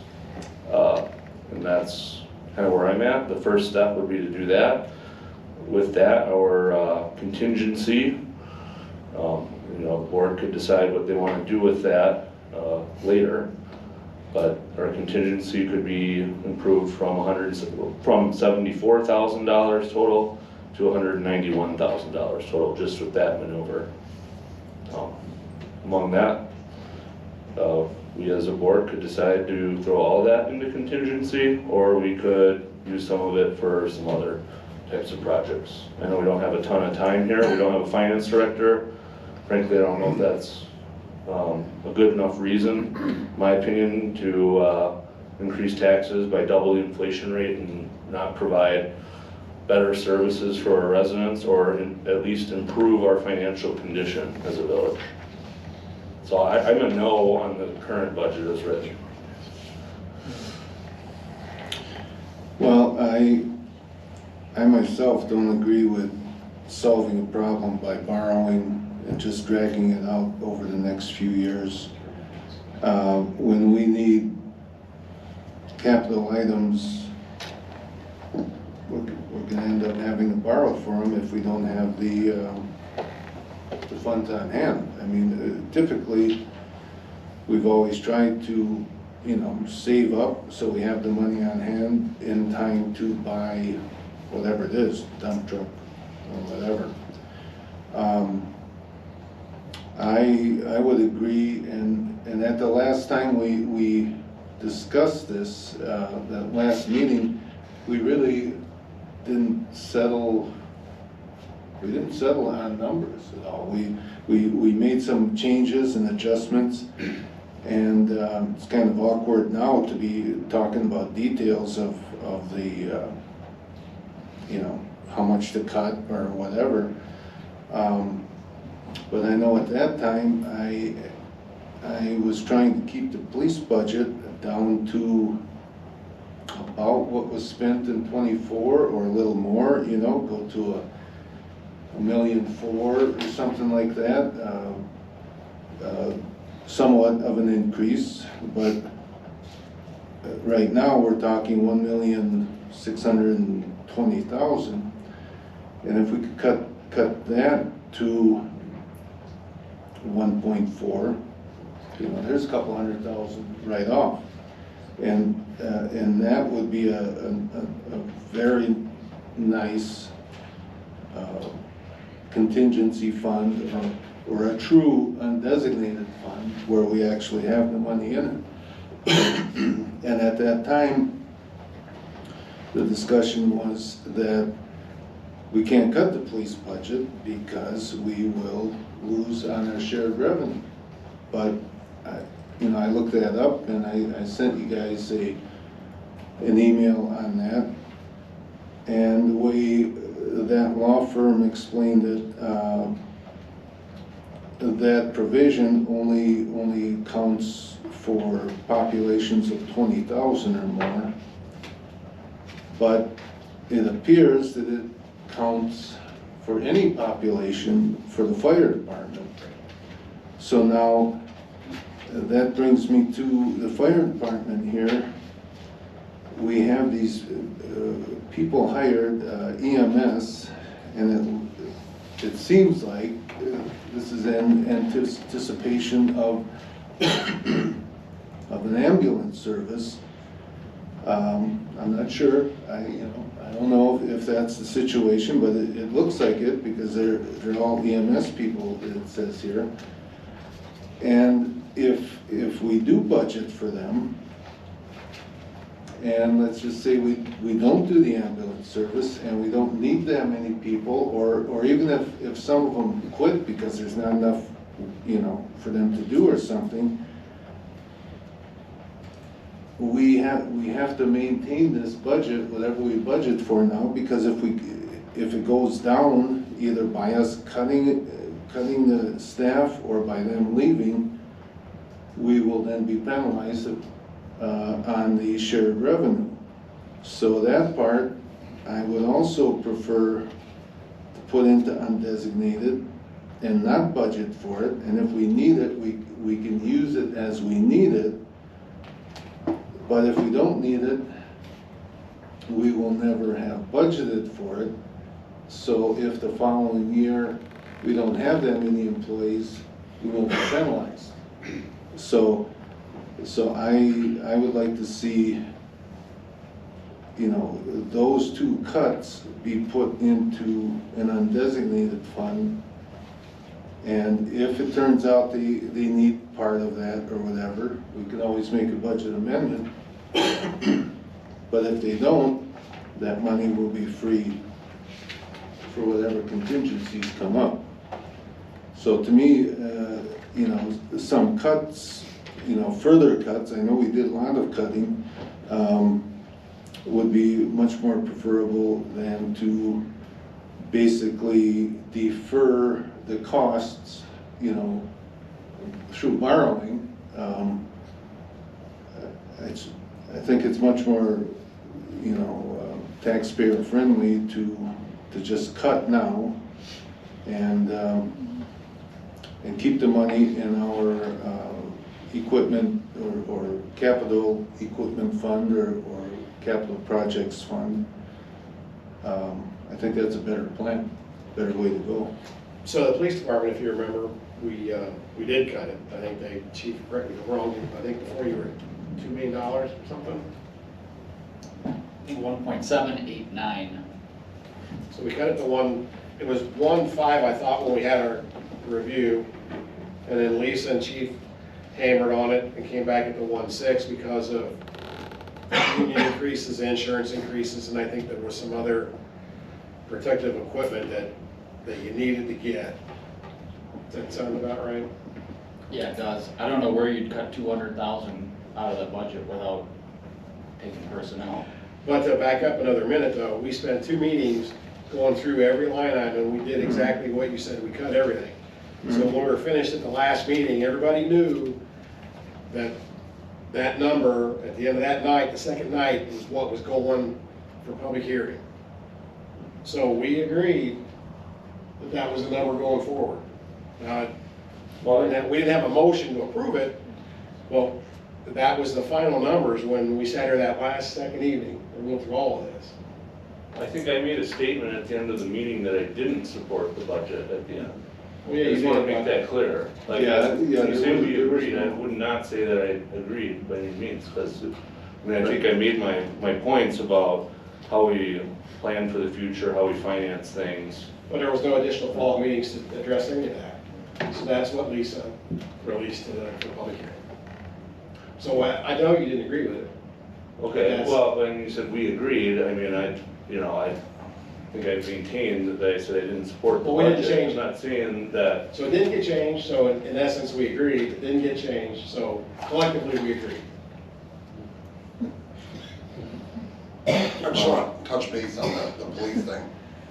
Going back to our first budget meeting, I believe what the agreement was I said, can you flatline your 2024 number? I said, can you match that? The only increase we had from there was the insurance and the equipment. Because everything else got flatlined. You wanted significantly more, but we said, if we leave you at your 2024 number, Right, yeah. for everything else, because you're right, I don't know there's anything more we can cut, because it kind of got hammered on pretty good. If you look at like I said, the last budget meeting, if you look at the lines that I spend out of, I mean, there is not much of an increase in many of those. Yeah, I don't think there's any meat left on those Real bones. skeleton numbers. So Brian, you kind of heard some of the discussion. Being the 11th hour, how difficult, or is it even possible, to make any changes to what was already presented, given that we have to have this information to the county by tomorrow or Wednesday at the very latest? That's gonna be a pretty hard task unless you have somebody ready to do it in the village office tomorrow. I mean, at the end of the day, it's, you need somebody to kind of lock in or approve what is being sent to the county. It depends on what change is made. I would just be kind of concerned over the procedural process, right, that you would have to undergo given the staff that's currently there. You're not on vacation tomorrow, are you? What's that? You're not on vacation tomorrow, are you? No, I'm working tomorrow. Here. Well, I guess, And I guess just for the record here, I was asking Lisa back in August and September, can we get the budget done? So this last minute thing, it seems like no matter what we do, it always comes down. Well, and I was asking her for it too, and she had her list of questions, and she just couldn't get off that list of questions. And so I was trying to have her move forward. well, this is the position we're in now. Right. We're in a position that we can't change it, so really our only option is to approve it and make budget amendments As we go. as we go through the year. It's not even the option, that is the course we have to take. It's due tomorrow, yeah. Yeah. And we will have to just do budget amendments throughout the year and make changes as the year goes. Because that ship has sailed.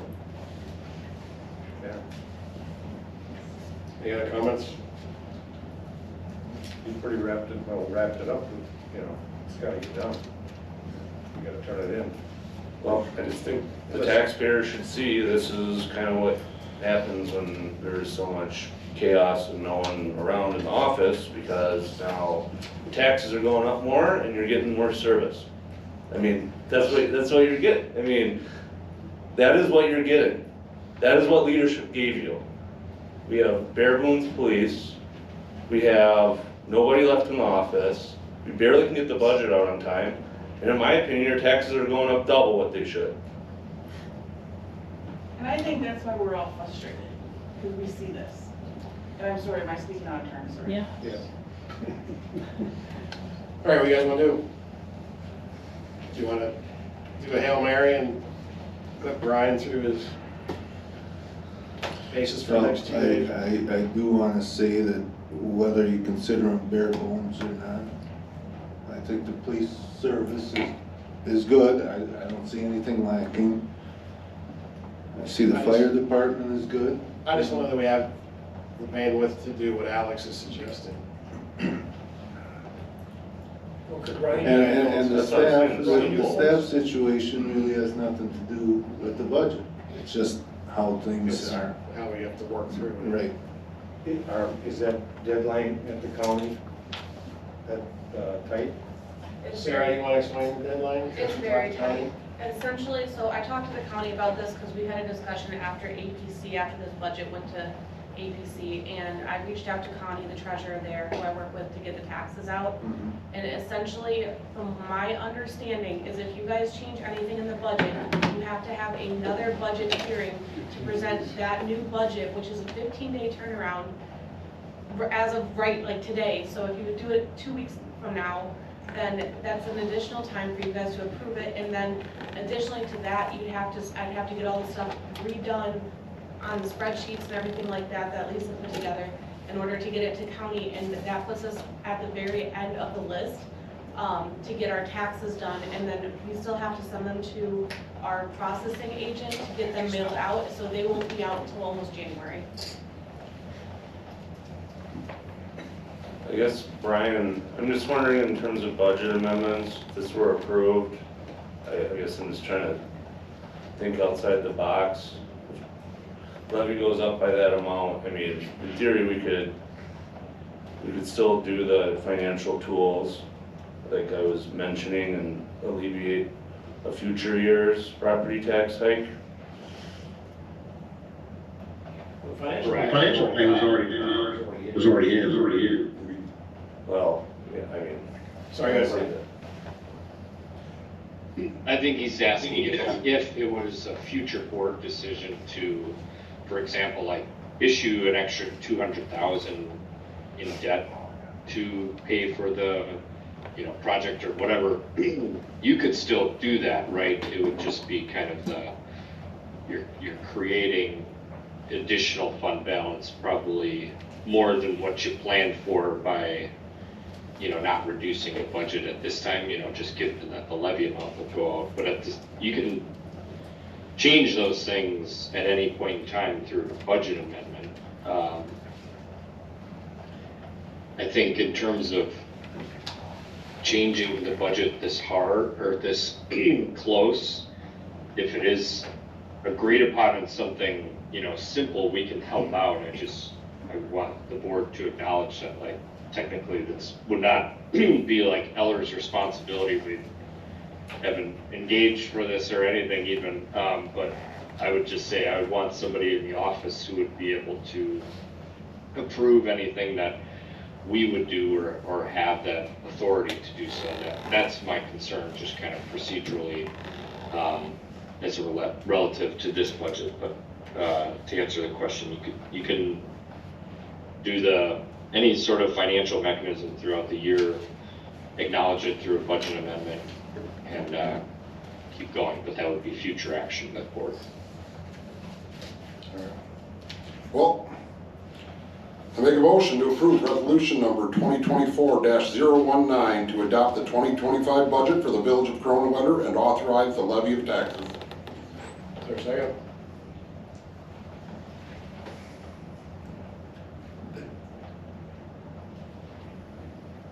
don't know that there's an option not to. I'll second. Can I have a motion, I made a second to approve resolution 2024-19. Any further discussion? Hearing none, call roll, please. Ken Charneski, No. Chris Gold, Yes. Kelly Coyle, Yes. Alex Bedwick, No. Chris Iden, No. Aaron Mishka, No, Craig Mortensen. Yes. Motion failed.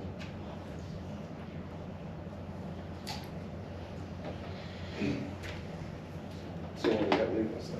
No more. No budget? Well, No suggestions to rectify a budget? No opportunities to fix whatever is gonna be suggested as an approved budget? Well, that's what we'd like to get some details on the next step. I know, Sarah, you mentioned that there'd have to be another public hearing for any changes to the budget, That's what I was told by Connie at the county. okay?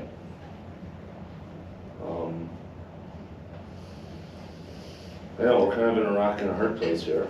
Yeah, she said she highly recommended you guys passing it today, otherwise we'd be in. Well, we should have had this discussion before we took a vote, but there's no more discussion, so what's your solution?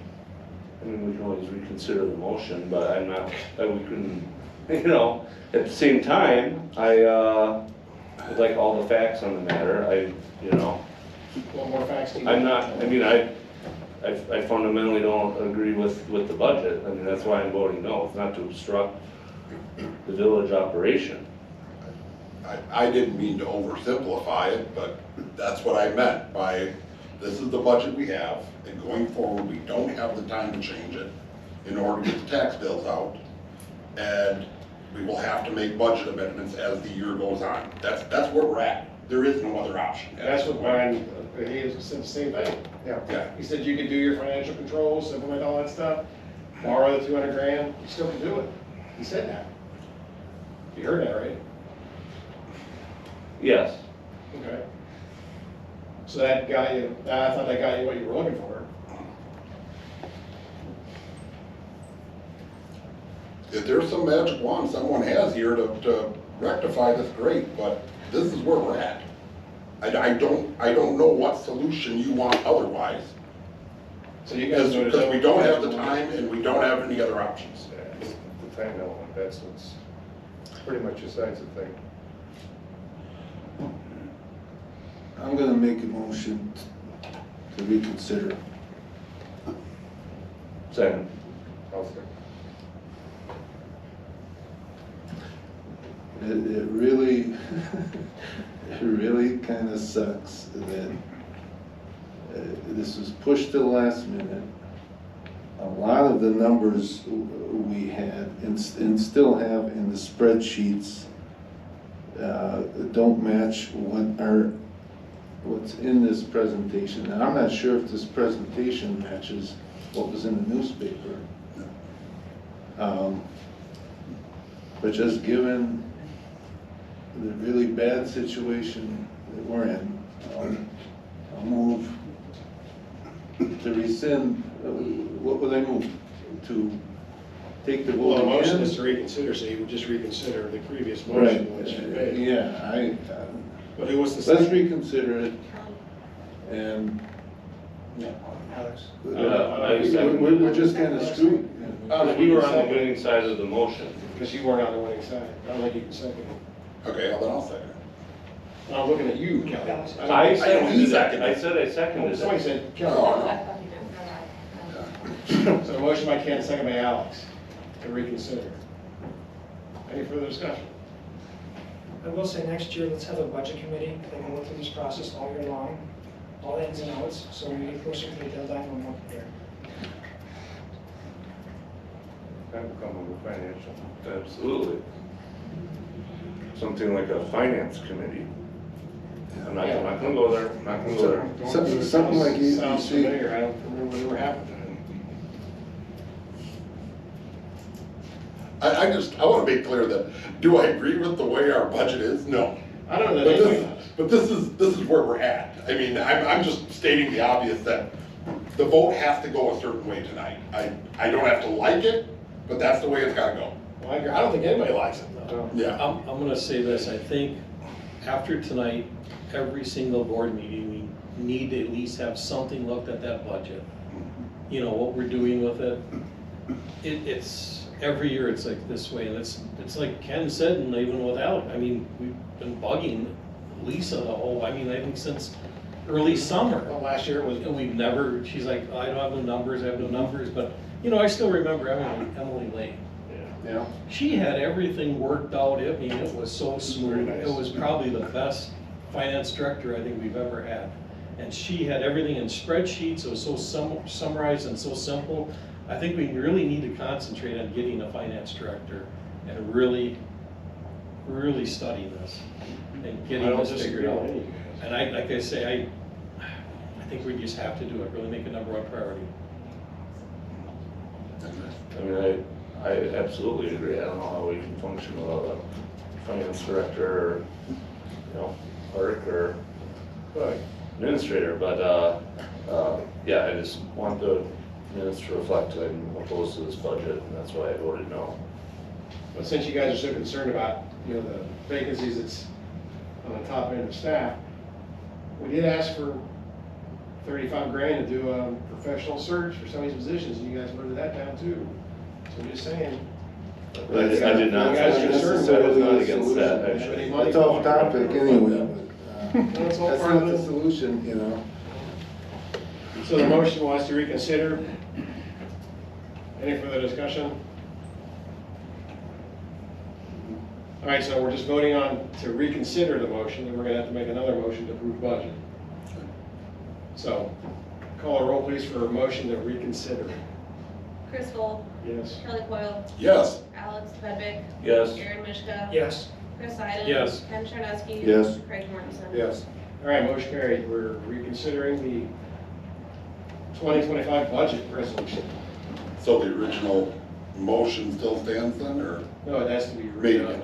All right, well then I make a motion to approve resolution number 2024-019 to adopt the 2025 budget for the village of Kronenwetter and authorize the levy of taxes. Is there a Do second? we have a second? I'll second it. Got a motion by Kelly, second by Craig to approve the resolution 2024-19 as presented. Any further discussion? Hearing none, call a roll please. Chris Volk, Yes. Kelly Coyle. Yes. Alex Bedwick, Yes. Aaron Mishka, Yes. Chris Iden, Yes. Ken Chernowski, Yes. Craig Mortensen. Yes. All right, motion carried. Brian, if you want to hang on a sec, the next item is the water and sewer budget. Not the end, I don't know if you had much input with that, but that's what we're going to. All right, so we're on to item I. So yeah, with the water and sewer budgets, you'll notice the main thing you'll see is a 4% rate adjustment for the sewer utility. If you'll recall, going back with the Eller's analysis for the financial plan regarding the sewer utility, it had been calling for some higher annual increases to fund some of the capital projects we want to do. Our sewer fund balance that's spendable is getting, still is pretty low.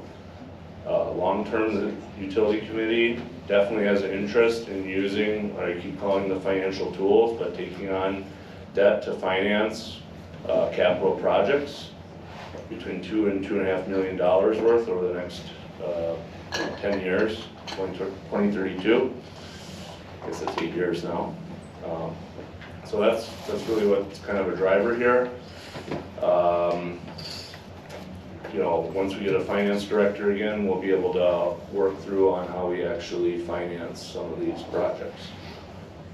But that's the goal, is to set us up on a path where we're not doing overnight large rate adjustments, and quite frankly, to change our capital structure of the sewer utility, and to an extent the water utility. Utility finance, Village of Kronenwetter has used 100% equity structure to finance a lot of projects. That creates a lot of problems to sewer and water customers because you have a lot of volatility in your rates. It makes it a lot harder to plan out a true capital improvement plan due to the capital intensive nature of those businesses. So that's what we're requesting tonight. Utility committee will be continuing to look into this month by month, how we actually want to implement some more of our capital improvement plan. I know Greg's been doing a lot of work with that. So once we have a finance director, that'll make it easier to implement everything we need, particularly in the sewer utility. Anybody have any questions? Well, are you looking for suggestions for cuts on this, or is this also a done deal? That's basically what we put together, there's no increase in water. Okay. I'm just curious about some of these expenses, and if you guys are happy with it, that's fine. I'm not a water and sewer customer, but I guess I would also feel like I should, look out for their interest. But if you guys are happy with it, I'm not gonna sit here all night going through it. We did discuss a lot of the expenditures in it. Of course, when we had to do this budget, we didn't have a finance director, so again, we were kind of limited for this year. Okay. I do expect the utility committee to continue to hone down on some of this. On the water utility side, we can't just change rates on that. You have to go to the Public Service Commission to change those rates. You'll notice the margin in that utility is getting thin. We did not need a rate increase for this year, which was kind of unexpected. Public Service Commission basically said we were fine in the simplified rate case process. That will probably change next year with how thin that margin is going. Again, that plan is to avoid a full rate case. And the idea is to help with capital needs we need. The biggest driver is the water treatment facility. That's planning to go online soon. That expense, or that debt is accounted for, but we didn't need a rate hike for that initially, and we're looking at going at about 3% annual increases instead of using a sledgehammer to keep those rates overnight going forward. But yeah, I mean, I agree. There's more work to be done as we go on here. Definitely more emphasis on preventative maintenance in the sewer utility. I know that was something we had worked on throughout the year. But until we have a finance director, I don't know how much more we can get into the nitty gritty on the budget part. Any other questions, comments? I move to approve the 2025 water and sewer budgets. Second.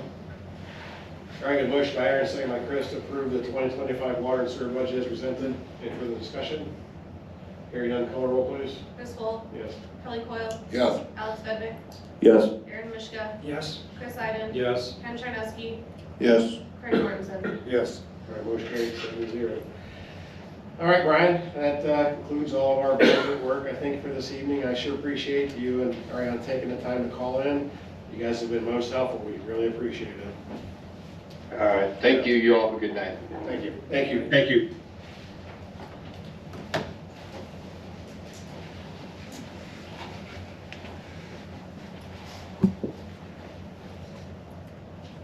It's good to hear first.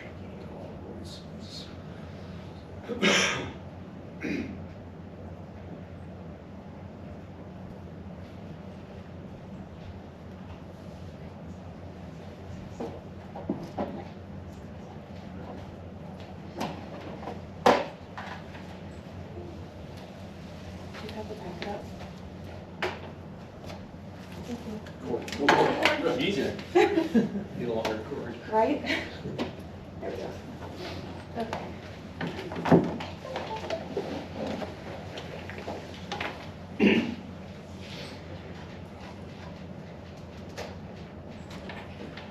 All right, moving on to item J, schedule update for dog licensing.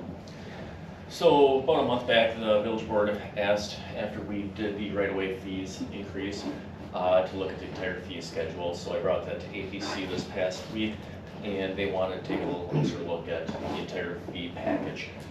One thing that we wanted to get on this village board agenda is for the dog licensing, since that does impact when taxes start coming in, so we wouldn't have the time to have a second look by APC for this, for when they start getting the dog licensing fees in. So basically, we'll come back with the rest of the fee schedule at a later date here.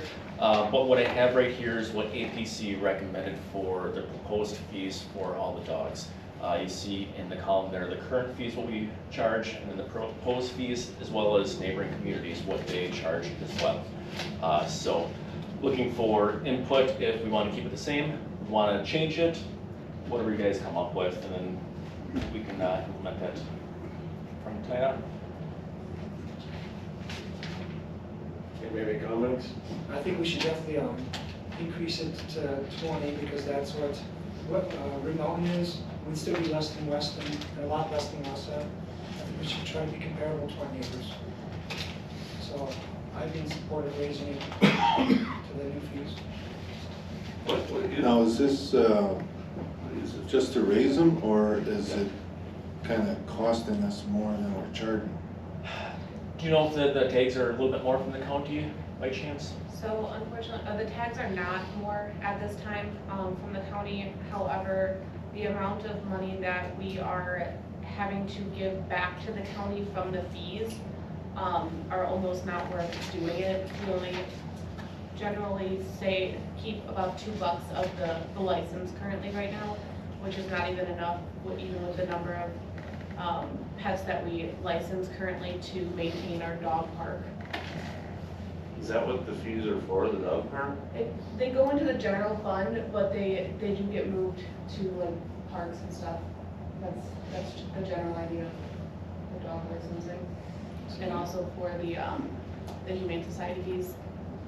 So the county takes $10 of that 12? They take a good portion of it, yeah. It's quite a bit. Well, they got surplus. So if we raise it to 20, does that mean we get to keep? We get to keep the rest of it. So it's a flat fee that we pay the county, or that they require us to give back. So anything that we raise above and beyond, it stays in our pocket. We don't pay them anymore. So we could use that for a dog park instead? Yeah. Correct. I guess looking at pets and pet owners and dog food and all the things involved with pets, a little bit of an increase, I don't think it's gonna bother them too much. Well, and we also, at the ABC, we talked about offering a discount for people that have their dogs chipped. So if you pick up a dog that's chipped, they're a lot easier to find where they belong to. There's a lot less effort at the Humane Society level, so it's quicker turnaround for that aspect of it as well. So we did add that as something new. It makes sense. To incentivize people to chip their dogs. My daughter's pretty mean, I know. I mean, honestly, it just seems like because I can feed me, but What does? the dog fees. Oh. So you guys will do, Aaron, was that a motion? Yeah, I move to approve the amount of the new dog licensing fees Is that, are we setting a date on that or effective immediately? effective immediately. Second. A motion by Aaron, second by Kelly, to approve the fee schedule as written for dog licensing with immediate effect. Any other discussion? I just think that it's probably a good idea because we can use that money to help maintain this park too. The other discussion we had was related to animal fees, was cat fees. The county doesn't charge anything for cats, You don't, So we this could is do- just dogs. Yeah, so we could do cats too, and that would all be upside. But that was the discussion we were having. But we're not set up for that right now, which is why it's not on here. Correct, that would have to be something that you guys look at for next year, because we would have to order the tags and everything like that, so. Yeah. Some municipalities charge for cats, some do not. Yeah. So it'd be just a There's situation part that of the makes it. I mean, don't cats cause more problems than we do with songbirds? Yeah, you know how those cats are. I think we should put fees on goldfish and parakeets too. There's a lot of goldfish in the village, you know. Probably feed them big cats. Any other discussion?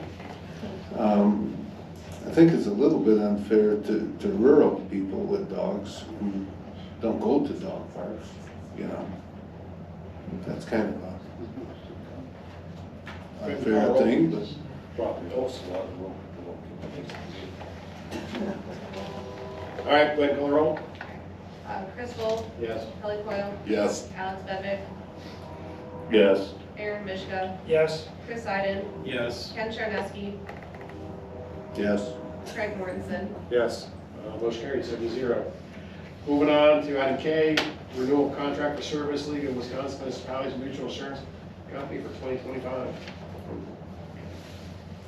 I got a couple of questions. Workers' compensation, that's like when they get hurt? Or what is that? Yeah. Well, It's like, legally, you have Yeah. to supply. It's like if you're very out- expensive insurance. if you're out raking the leaves and you tractor runs over your foot, and your workers know. So that's not covered under health insurance? No, No. that's a separate state. You gotta pay wages and other medical bills. When it's people in that industry, it's. Yeah, okay. And as you can see, the increase there is just, it's simply a percent of your overall payroll, so. In this, And what mod factor you have, if you have a lot of injuries or whatever in your facility, that mod factor goes up and then the price goes up substantially. So we had a tip over incident, didn't we, or something? So that probably hammered us. I don't think anybody was hurt. Just minor injuries. But It was a the fact fact was, equipment. That would have been, I guess it needed more heads. in the cybersecurity, I assume that's security, like from being hacked or something like that? Doesn't Dirks take care of that? Not really. They have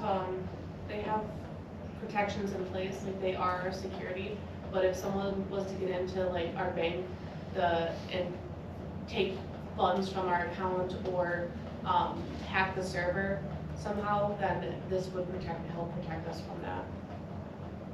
And the bank's got some liability there too. Yeah. They do, yeah. Some, yeah. Some. or someone stole some personnel identifiable information from a, constituent.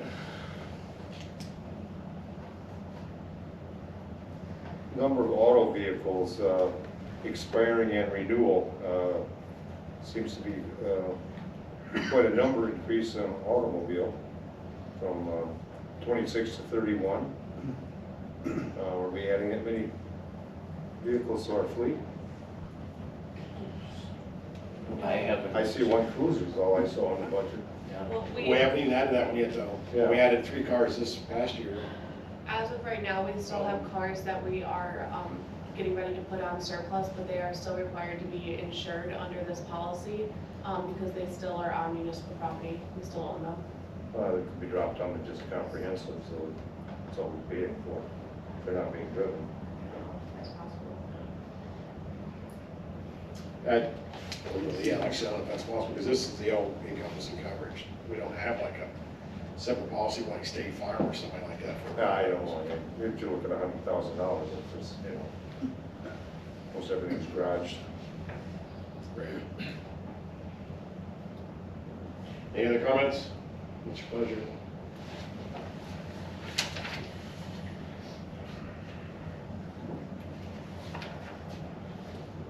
I move to approve the League Mutual Insurance quote. Second. Got a motion by Alex, second by Chris to approve the League of Wisconsin Municipalities Mutual Insurance Company 2025 proposal as presented. Any further discussion? Hearing none, call the roll, please.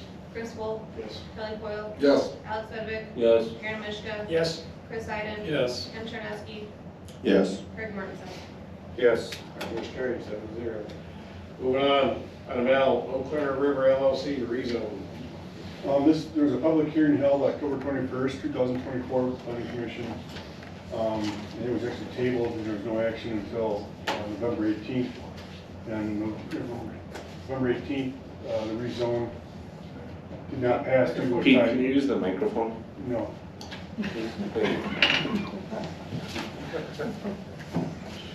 October 24th, there was a public hearing for the rezone. It was held over until November 18th. And then on November 18th, the rezone did not pass because it was a tie vote. So it's basically they get another kick at the cat with you guys. So if you have any questions regarding it, you guys get the report. There's representatives here from the,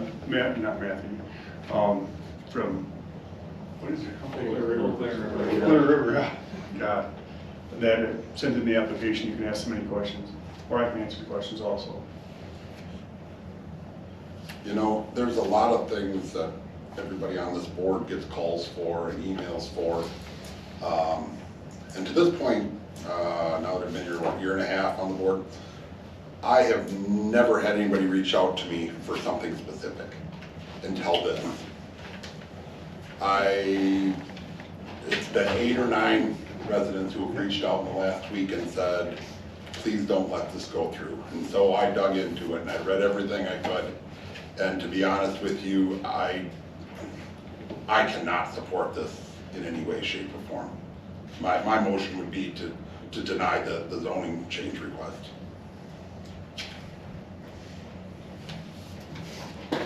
Well, and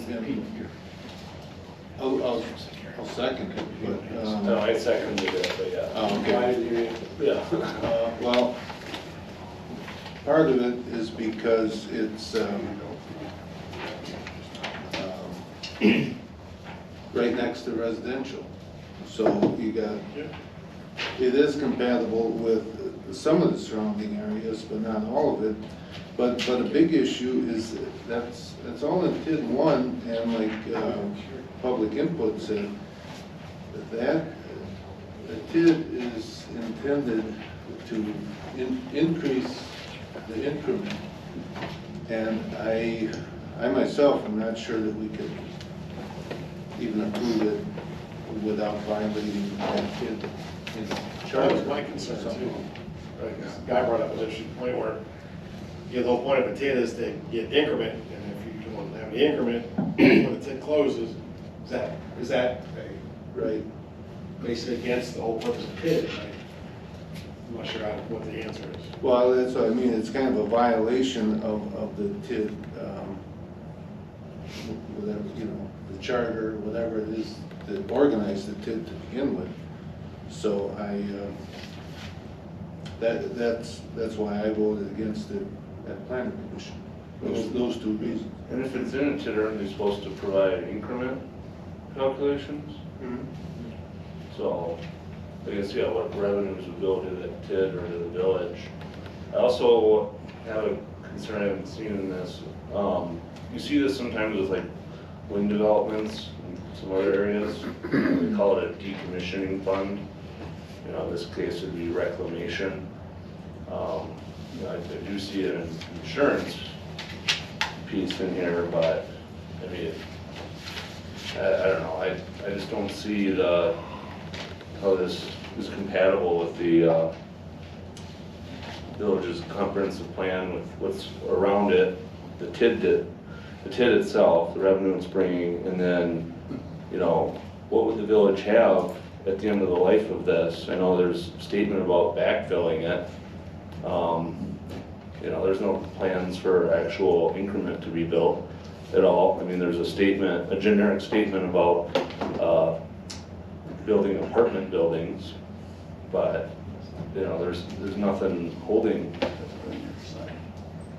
you know, this developer to that at all.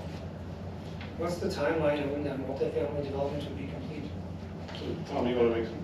I do, yeah. So my name's Tom Renz, I'm with REI, 48 North 20th Avenue, Melissa.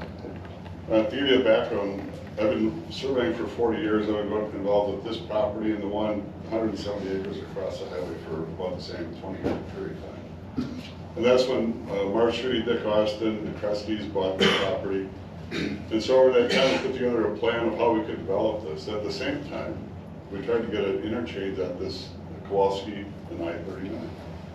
And so we've now spent 20 years of time trying to get to the point where we can interchange those properties. And everybody that owns property in this intersection would love to see an interchange there. But numerous attempts have been made. And when 51 went to I-39, there was a requirement with the feds that said you can only have so many interchanges per mile. And so adding the Kowalski interchange would push us over that limit, and it would put federal funding for I-39 in jeopardy for the entire MPO. And so that took Kowalski off the map. The other thing is that all of this property within TID 1 has been in floodplain. When TID 1 was adopted, it was in floodplain. We've addressed it. Post-Katrina, flood insurance rates went through the roof because the feds stopped subsidizing the flood insurance program. And so the people that I've talked to over this 20-year period that went to develop here all walked away. And it's only been a handful of people because everybody had the same problem. I can't develop in it. And at the time, you know, DNR used to allow us to do mitigation. I was a project manager for the Home Depot project in Wausau. Same thing, it's on the river.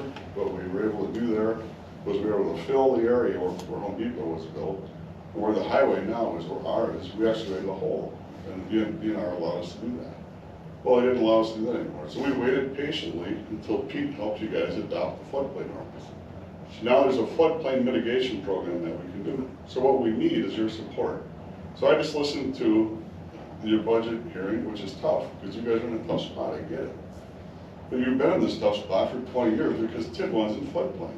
I agree with Mr. Friedel. Highway visibility is absolutely fantastic, that's great. But if you can't build in it, what good is it? You know, I agree with Mr. Friedel, and I applaud his efforts on trying to get an interchange there for years, that we want to increase the value of these properties. That's exactly what we're trying to do. The problem that we have is to develop on this piece of property, I've got to fill. So on this plan right here where we got 15 building pads, I got to fill these building pads 7 feet.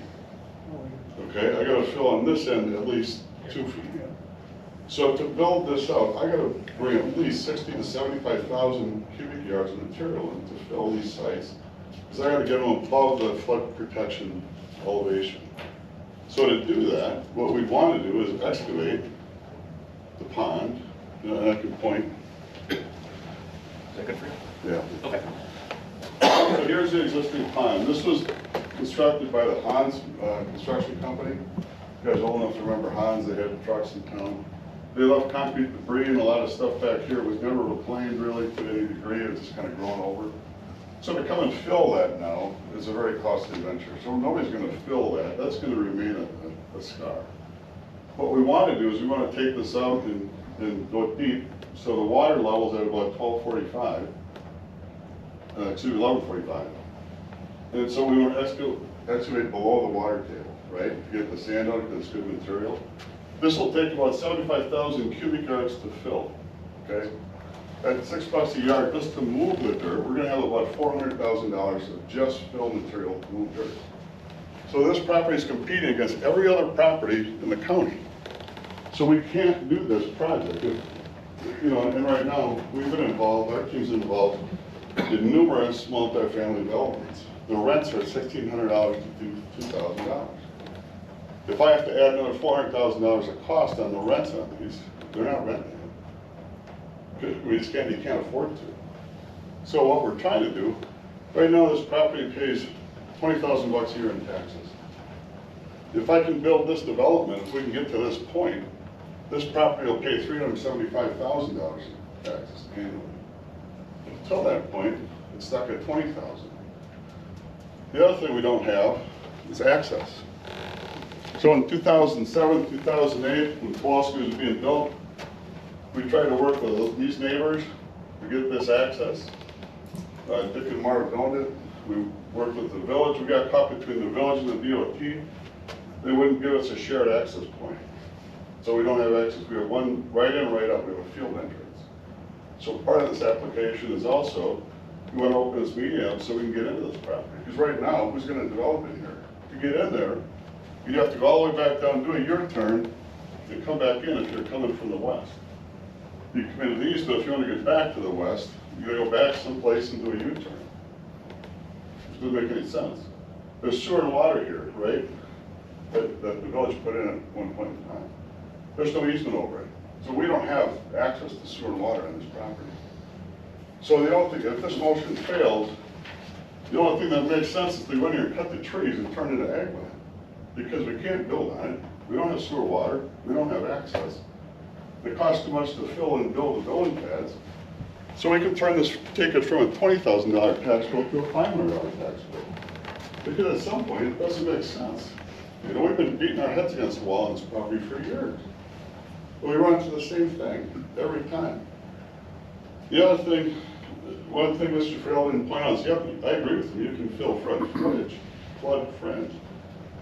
But you can't, what he didn't share, is you can't raise the flood elevation 100 to a foot, impacting the neighborhood property. So that means you have to somehow mitigate on your property because you can't flood your neighbor, right? So it's everything that we've tried to do on this thing, we run into the wall and we don't get support from the village. And so the simple point that we're at is, if we go in here and do a non-metallic mine, we can excavate that. We can use that material to fill the building pads. We can sell material to American Asphalt was one of the buyers. When we initially started this program over 2 years ago. And we can generate some revenue to offset the cost that's going to take to fill it. And the group that owns it now actually has equipment so they can do it cost effective. Because if these guys don't do it, the property's going to sit there and they're likely to take the trees off and turn it into an ag field. Because why pay $20,000 a year in taxes on a piece of property you can't use? And that doesn't help your TID expenses, it doesn't help your revenue. We're not asking for any money from the village to develop this. We're asking you for your support to get sewer and water access to the site, get us access to the site, and give us a zoning so we can do our thing. And we can generate $350,000 a year in taxes. Darren, you asked me what date that would happen. I can't tell you if that's 5 years out, 10 years out, or 15 years out. But it'll happen, because that's a reclamation plan. We've put the cards on the table. This is what we want to pursue. We're not playing any games. We're not trying to slide anything past you. But we're stuck, and we need your help. Plain and simple. And I understand you don't want the village of Kronenwetter to be the sea of borrow pits. But what do you have? This is a borrow pit. And that's why this thing's sat here. You know, it's assessed at $1 million. This guy's paid $300,000 for it. You know, and it's been for sale for a long, long time with no buyers. And these guys are taking a chance on it. So just please support them. Because we can turn this into something.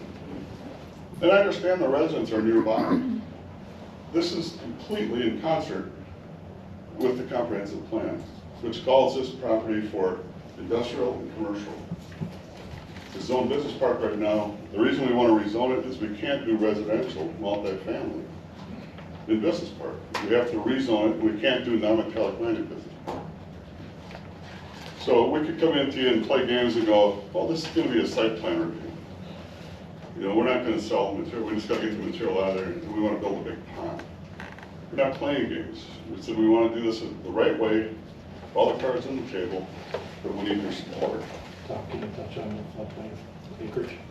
Yeah, so the other thing that the impact this has, so the DNR, excuse me, the FEMA said this is flood reservoir number 2, right? And we generate, create storage, we have to create storage.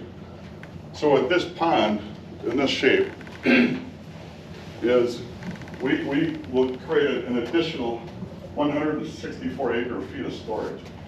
That means anything within floodplain reservoir number 2 is held in this body of water.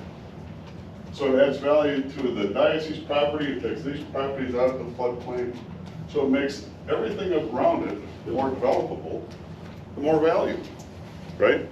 Granted, those properties next door aren't in TID 1, but we've just added value to the diocese property at no cost to anybody. And we're not asking for anything other than the ability to do this. So, sorry I was getting a little emotional, but I've been beating my head against the wall with this thing for years.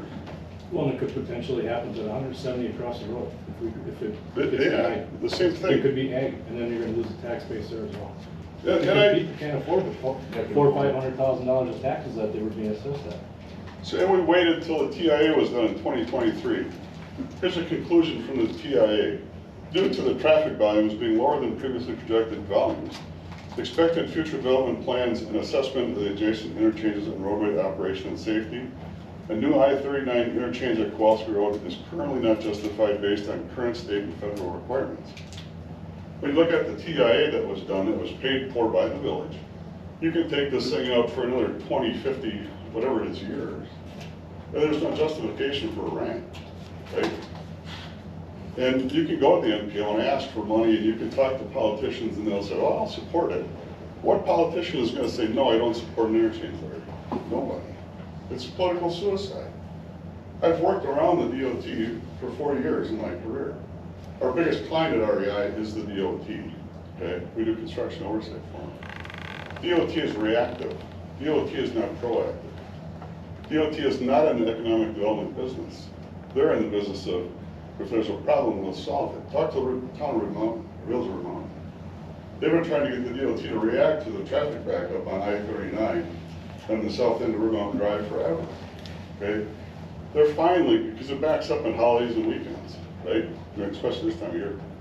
They're finally getting DOT's attention to address that problem. Even though proactively, they've been approaching the DOT for years. I'm not bashing the DOT, but the DOT is the same boat as you guys are in trying to balance your budget and making their dollars stretch where they can. That's why they're reactive. And again, we'd love to see an interchange here. I'm not bashing the idea of an interchange, but from my perspective and my professional opinion, I'll never see it in my lifetime, you know? And I don't know if it'll ever happen, because I don't see the feds really caring about the Kowalski interchange with a whole bunch of land that's in floodplain. If I'm a Fed and I'm sitting back going, let's make a bet on where we should build an interchange, I'm not gonna get 3 quadrants in a floodplain. The 4th quadrant is primarily wetland and floodway. And I agree with you, Mr. Friedel, that you cannot do anything in floodway. So again, we need your support. Again, I've beat my head against the wall on these properties for 20 years. I semi-retired a year ago. And this property might be, want me to retire tomorrow. It's just, you know, it's like, what can you do? You know, we're trying to make it work. And I respect your opinions. You know, we're not trying to do a sand pit. We're trying to add value. But we need your support on sewer water, on access, and the rezone. Sorry for more time and got a little emotional. But in this development plan, you're saying you don't know if it's 5, 10, 15 years when you're gonna put this stuff in. I mean, shouldn't the driver for this be the development part, not? So we're at the rezone request. Yeah. And so we have to go through a conditional use request. So I can't, we didn't put all the documents together that are required. The only thing we're doing is coming to say, here's what we want to do, will you consider rezoning? And it also jives with your comprehensive plan that suggests the property be zoned industrial. So when we get to the conditional use, pending the approval of this rezone, then we'll dissect all those things about how we're going to do this pit, the reclamation plan, and we'll put conditions in there when these things will happen. But we're not at that point. And to answer your question, Alex, when will that happen? Well, it depends. So Milestone Materials wants to do a borrow pit to the south of Kowalski. We started this 2 years ago with conversations with American Materials and Milestone.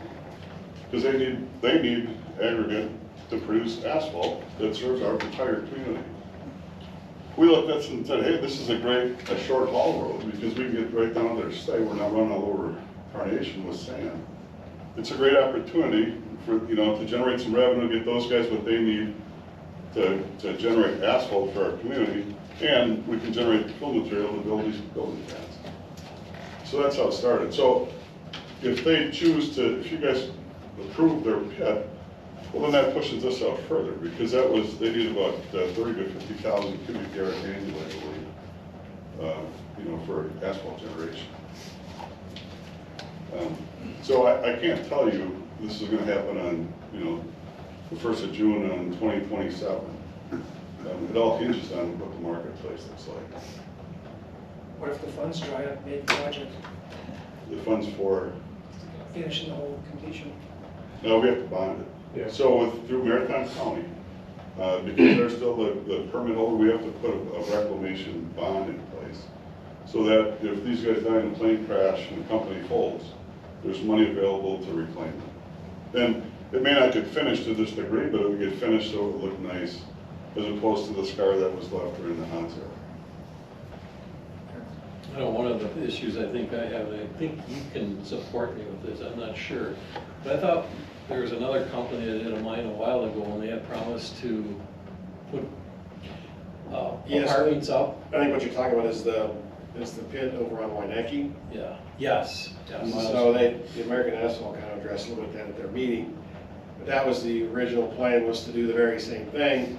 And then when they got done with the pit, you heard them talk about it, they sold it to the local landowner. So they never made good on that plan to put in that single family development. They just sold the land, now it's just fields again, so. Yeah, That the didn't help us at all. Right. The neighbors didn't want neighbors to bought it, is what we understand. So it didn't really help us, so like you say, that's the problem, unless we know we're gonna get development in there. I mean, it's gotta be pretty hardcore, that's, the development's going in, because it can't be another wishy-washy, yeah, we'll do it, and not. Just because the neighbors didn't want any neighbors, that's not a good reason. I mean, it is for them, but where the village is trying to go with that development wasn't good for the village. Yeah, and so, again, pending the approval of rezone, we get to the discussion on the conditional use, we can talk about assurances of putting fill in place, so that the pads are filled, or, so that there's an assurance, so that if everybody's, the car's on the table, it's a win-win for everybody. Because it is the one thing, this is just a zoning change. He didn't even have to show us what they want to do with it. It could have just been, we want to change it to industrial, and that could have been all they could have said. But it is good that they showed us what they want to do. And the next step, if it passes, then would be the conditional use permit, where we could then say, we could maybe make those conditions and say, okay, we want something in 10 years, or, can't go beyond the expenditure of the TID. There's got to be some increment during the TID portion of the lifetime or something, some things like that. Now, Pete, if I'm not saying it right, tell me, correct me if I'm wrong, but you can put that kind of stuff in a conditional use permit, right? Developers. The developer's agreement, conditional use, if it's measurable, you can. I think it's possible. I just think that. Because we're gonna be up against the same issue with the other one, because it's already the right zoning, they've got a conditional use permit in. Plan commission's on hold for 60 days, and we're meeting with the RDA to discuss how to move forward with similar situations. And I don't think our site should be compared to the Milestones application. Reason being is the village put dollars, effort, time, energy into putting roads, sewer infrastructure into the property and serve it. The village has done nothing on this property. There's been absolutely zero investment in this property, other than looking back at us saying, well, no, we don't like that, but we want commercial development. Well, no kidding. I've been trying to do that for 20 years. And I got something to gain for it too, because I'd have got a fee out of it, right? So if I could have helped sell it to somebody, my team and my company would have generated fee, and we could have made this thing happen. You guys would have got tax base. I spent 20 years talking to a handful of people. It wasn't like people were knocking the door down to try to build on this property. And I've wasted hours, hundreds of hours of time talking to people, trying to sell it, to say, well, we can do this and we can do this, but no, there's too much hair on it. to get through the process now with the floodplain ordinance as it is, it's gonna take me 6 months to a year. Because I gotta get FEMA approval to fill it, or I gotta get FEMA approval to cut it. Once I do it, I gotta get FEMA approval after the plan was done. I gotta get DNR approval to agree on all that. That's gonna take tens of thousands of dollars in engineering fees. It's gonna take months of, if not years of time. Nobody in the commercial market wants to invest that kind of time and energy. They move on to the next piece. So that's why, and I look at you guys and say, well, give me an idea, what can I do to sell it? You know, I'm gonna put it back at you guys. It might try to be a smart ass, but what do you want me to do? Yeah, and truthfully, You know? we looked at this property, and the best thing that's happened to it is what's happened now with you guys adopting this plan. Because now you have the capability of taking some of this property and bringing it up, because the material's on site to do it, to bring it out of floodplain or in order to make buildable sites. But in order to do that, you're gonna have to sacrifice some things. And it's the trucking, nobody wants the trucking, right? That's brought up. But you know what? Fill the property 7 feet. You know how many loads of trucks, how many truckloads gotta come in there? And who's gonna do that? Nobody's gonna do it. It's too So, much money. Mr. Frill, I appreciate your effort. No one I appreciate has your that. knowledge. Okay, can I respond? But I've been doing this type of work for 40+ years. And I've talked to numerous people about, you know, my colleagues, how do we tackle this? And they're like, yeah, good luck. Now, I do have one question. You brought up you can't bring in sewer and water. You ran it elsewhere. Like, couldn't we just There's run no the river? easement. So you got sewer water right next to it, there's no easement. So I don't have the right. Well, there's a main. I know, but I don't have Do the an right. extension of the main. But listen, you're, I can't get onto that property to tie into that your main. existing, at the time, engineer kind of forgot to put an easement in place. Schneider. He forgot. Well, wait, when was He that forgot. extension put in? What year? 2007, 2005. Yeah, at least, I think it's like closer. When the sewer water went in, when it went in, that's when it went in. Yeah, Okay, so that so easement- it's that being easement- fed though from road right away, right? Tropical Gardens and the two houses are being. Well, to the sidewalk, that's where the right of way, that's where the roadway stops, to the sidewalk. From there, it's private property. So the lateral goes up private property. So I can't go onto that property and tie to that main without an easement in place. So if we have the easement, then you could. Well, can't we run a? Well, you could connect to it from the street. Yeah. You gotta go underneath the highway. You can tie onto it off that side. We did the elevations on it, and when we spoke with, who was the other intern? Leonard? No, he was on, he was on planning commission in Weston. Shane? No, not Shane. He was in here, he was doing some. Anyway, the easy answer is we get an easement over it, because that would be less pipe and less to maintain. I mean, we were required to maintain it, we should have. Well, in all honesty, when I spoke with Mark Thompson worked on this for quite some time as well, along with, I can't remember his name, but he was on Weston Planning, he came here, he was working for a contractor, and he came here, he was working with you guys. He actually said, he was trying to condemn it or, because he felt the roadway should have went straight through there, but he felt that, I mean, the water froze up on that project, and you guys. Sometimes, I mean, water froze up as recently 2 years ago. Yeah. Even more recently, have more development, so the water's flowing and won't freeze. Well, we had to Since they got get to jetted, it was like, what was that, 10 grand? Yeah, 10 grand. Yeah, we ended up going and digging it up one year to fix part of it. Oh, yeah. And some of it is just a matter of, if you're allowed to go in and fix it and supply them with water, you should be able to have your easement done, right? I mean, but the problem is the engineer never followed through with it and got forgotten about, and then there's that. And Public Service Commission, I think, will tell you that, that you should have the rights to it, because it's yours, it's municipal sewer water. And I've got correspondence in my file dating back to 2008, asking the village to take this on, and we're still at the same point we were in 2008. Well, it should be prescriptive rights after 10 years, but. But you still you gotta take action to get it, right? So, it's not just given. I agree with Alex. Anything else? No, it's sorry about whining, but just. Guy, you got a comment? Yes.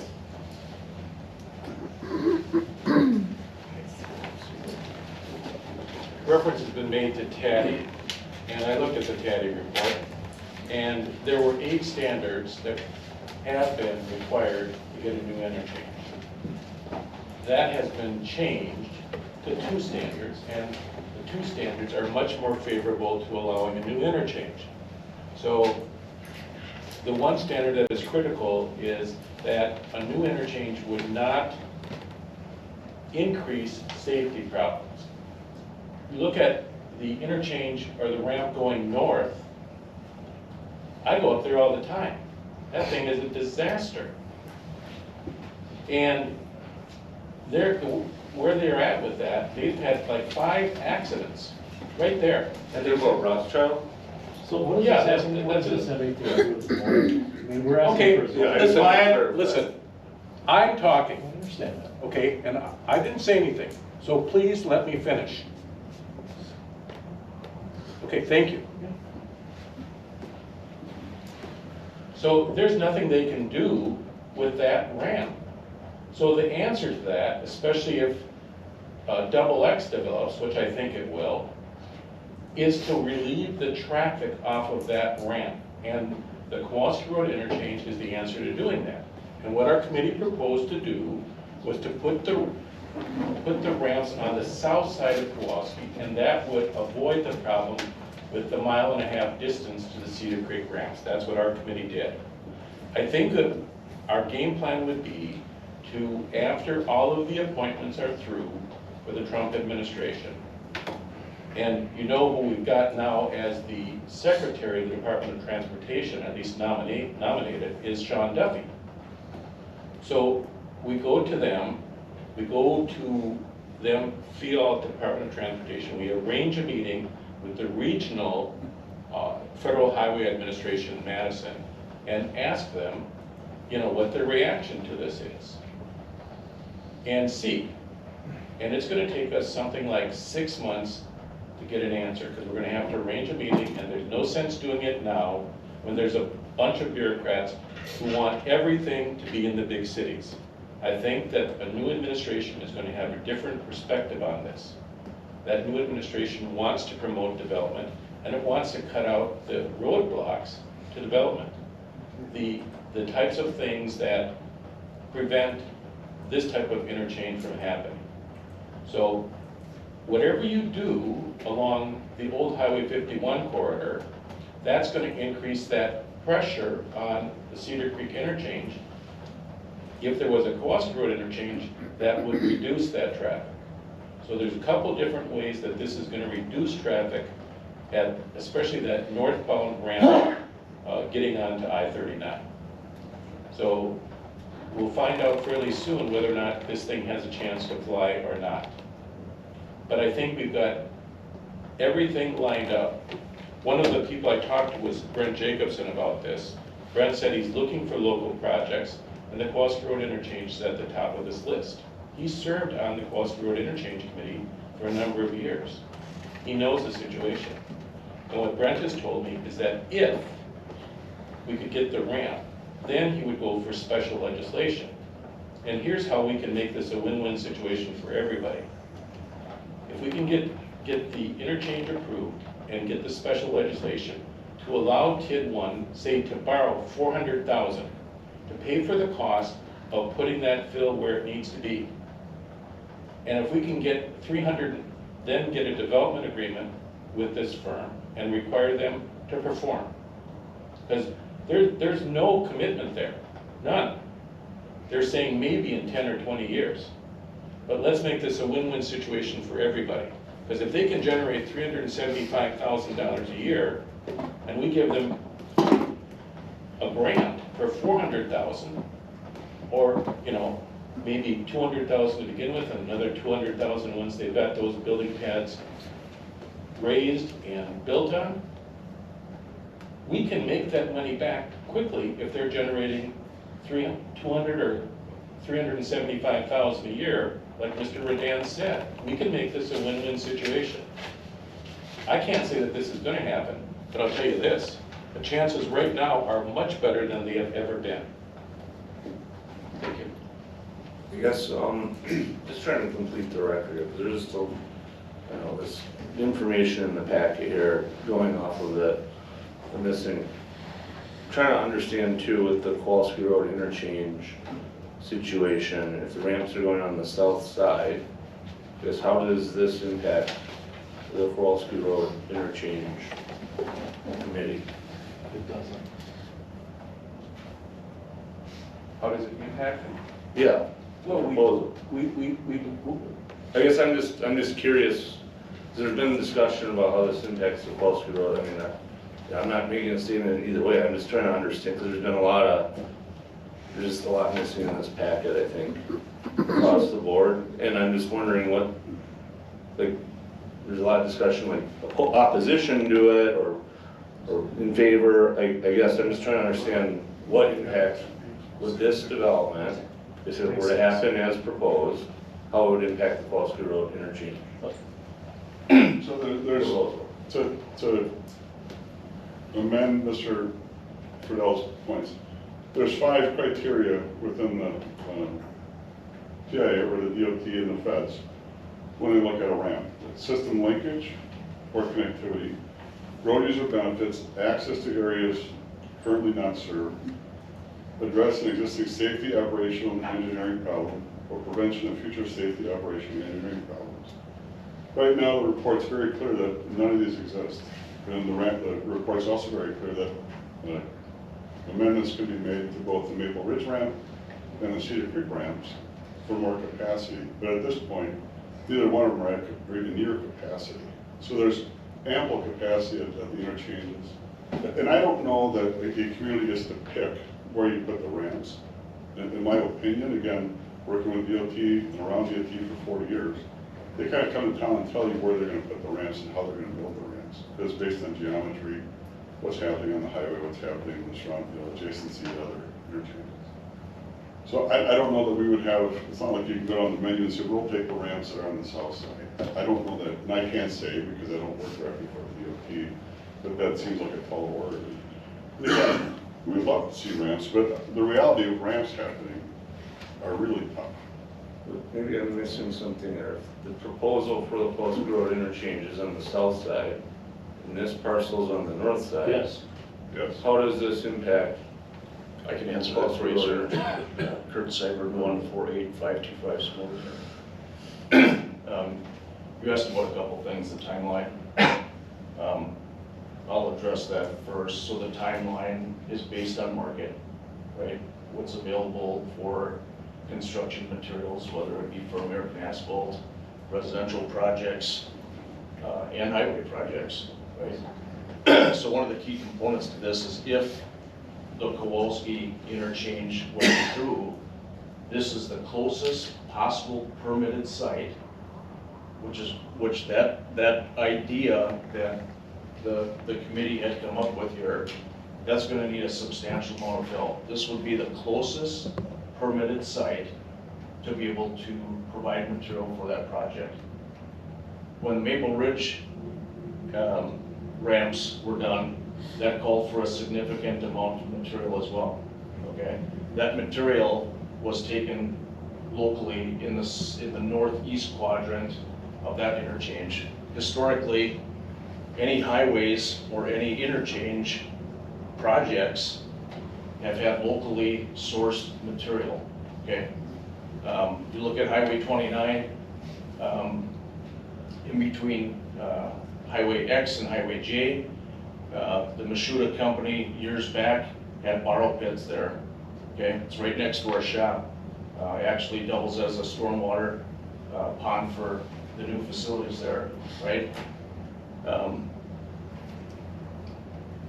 So when we talk about the timeline, the best thing for us is if the interchange would happen, right? That would do two things. It would speed up that process, keep the construction costs down for the interchange by having a locally sourced area to haul material out of, right? And it would get our project done and increase our property value, which is ultimately what we're looking for, right? So this accomplishes all that. Could I just make one very quick point? We didn't come up with this idea. That was from SEH, which did the first interchange justification access report. We aren't brilliant enough to come up with that idea, although Dwayne did mention it. But you're seeing the two ramps on the south side of Kowalski Road. And this could be, if this happened, what this gentleman is saying, that would be a win for them. So they would benefit from this. So There's a state bill, right, that if it is found feasible, that the state would pay for the interchange construction costs. But There's a state legislature bill. Yeah. On that, so, I mean, because there's a lot of pieces of my concern, right, and the concern is that, right, this gets approved, you know, you have a drawing here of building the buildings, but really you just come in, you build a gravel pit for asphalt or whatever, and just fill it in, there's no development. It's the worst for everybody, and that's, like, I don't see anything in this.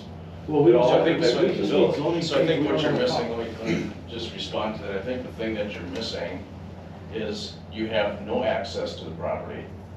Right now, there's absolutely a 0% chance of this property being developed. And that's historically proven. Like Tom said, this has been going on for well over 20 years. It's just where we're at right now, okay? We need to offset our cost, right? There's the cost of access, there's the cost of the easement to the water and sewer, there's the cost of raising the building site up. Everybody that's looked at this has failed. What year did you buy it? Last year. So you bought the property knowing it had those issues? We bought the property knowing that we can rezone based on your comprehensive plan and your future land use. That's why we bought it. And there's a mechanism within that to do this plan. And the TIA saying there's no likelihood of a ramp happening because of other ramps from being in the design. So what this boils down to, Well, the ramp kind of sounds like it's not related to this at all. Well, At least I'm not understanding Alex, that. that's, excuse me, this is Gary again. That's not guaranteed that it's gonna be on the south side. It really depends upon what the DOT says. And we do have a second plan that pushes our pond over. And what it does is it takes more of our housing development out of it when we do it. It gives us less housing, which I don't want. Because we have apartment complexes and rentals around town and around several different towns around here. But we would want to maximize as much as we can for the developable property. It's not our MO is to walk away from a project. Our MO is to develop an eyesore that's been there, increase the value, and we look at it as in our point of view, we look at it as to better the community. And we also have to, we're the ones that on the southern development, we're the ones saying, you need to leave them with some developable property. You have to leave them with developable property if you want to do that. Everybody understands it costs money in order to fill this thing up. It's going to take a ton of trucking to get these things filled up. But if you can utilize the resources on site and try to recover some of the costs from that on site, it's a win-win for everybody. We're not coming into this project not trying to do a win-win.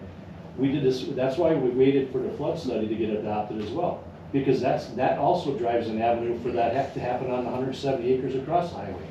And if it doesn't, and we turn ours into agricultural and start farming it, that's probably what's gonna happen with the 170. So we're trying our best to give the best options and make taxable property, and also taking other property that's in the floodway out, so it's developable.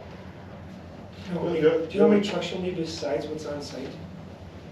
Do you know how many trucks additionally you'll need to build that up besides the? Well, it would be all on site. You wouldn't need any more additional No. than that? No. So the other thing that's not talked about is if there's all these state efforts to build a ramp there, which we're supportive of, the elephant in the room is still the federal highway department requirement of too many ramps per mile. And if the feds decide they want to pull funding from the I-39 interchange through the MPO, well, the MPO's not going to be supportive of interchange here. Because the federal dollars, I mean, any project that happens in our local area is huge. You know, I can't tell you if it's 80%, but it's a large percentage. And so you can do all the state things you want. If the feds say, we don't like it, and we're going to pull our funding, the project's dead. And now we spent years of time, dollars of effort, for no reason. Well, this is where I have a problem with it, is you have a plan, and I give you that, but we don't know how long this will take to go to completion. We don't know the process, we don't know any, I understand, I got great drawings, but I don't see it. Now, I'd have to have some pretty concrete guarantees in writing before I'd even consider So what's your option? approving something like this. So here's what I'll say to this, is we're not here to talk about the project. We're here to talk about rezoning, right? Well, that's the thing, we're not, because once we approve the rezoning, if we were to do that, That's when you can. then you can do whatever you want. No, we can't. Well, we you'll get the conditional, you'd be after the conditional use permit. And that's when you can. And that's the thing is, I don't even wanna let it get to that point until I have a lot of things in writing guaranteeing me. What's in writing is your comprehensive and your future land use You might wanna map. look at this. We don't, that is, what's being proposed here is like, Mr.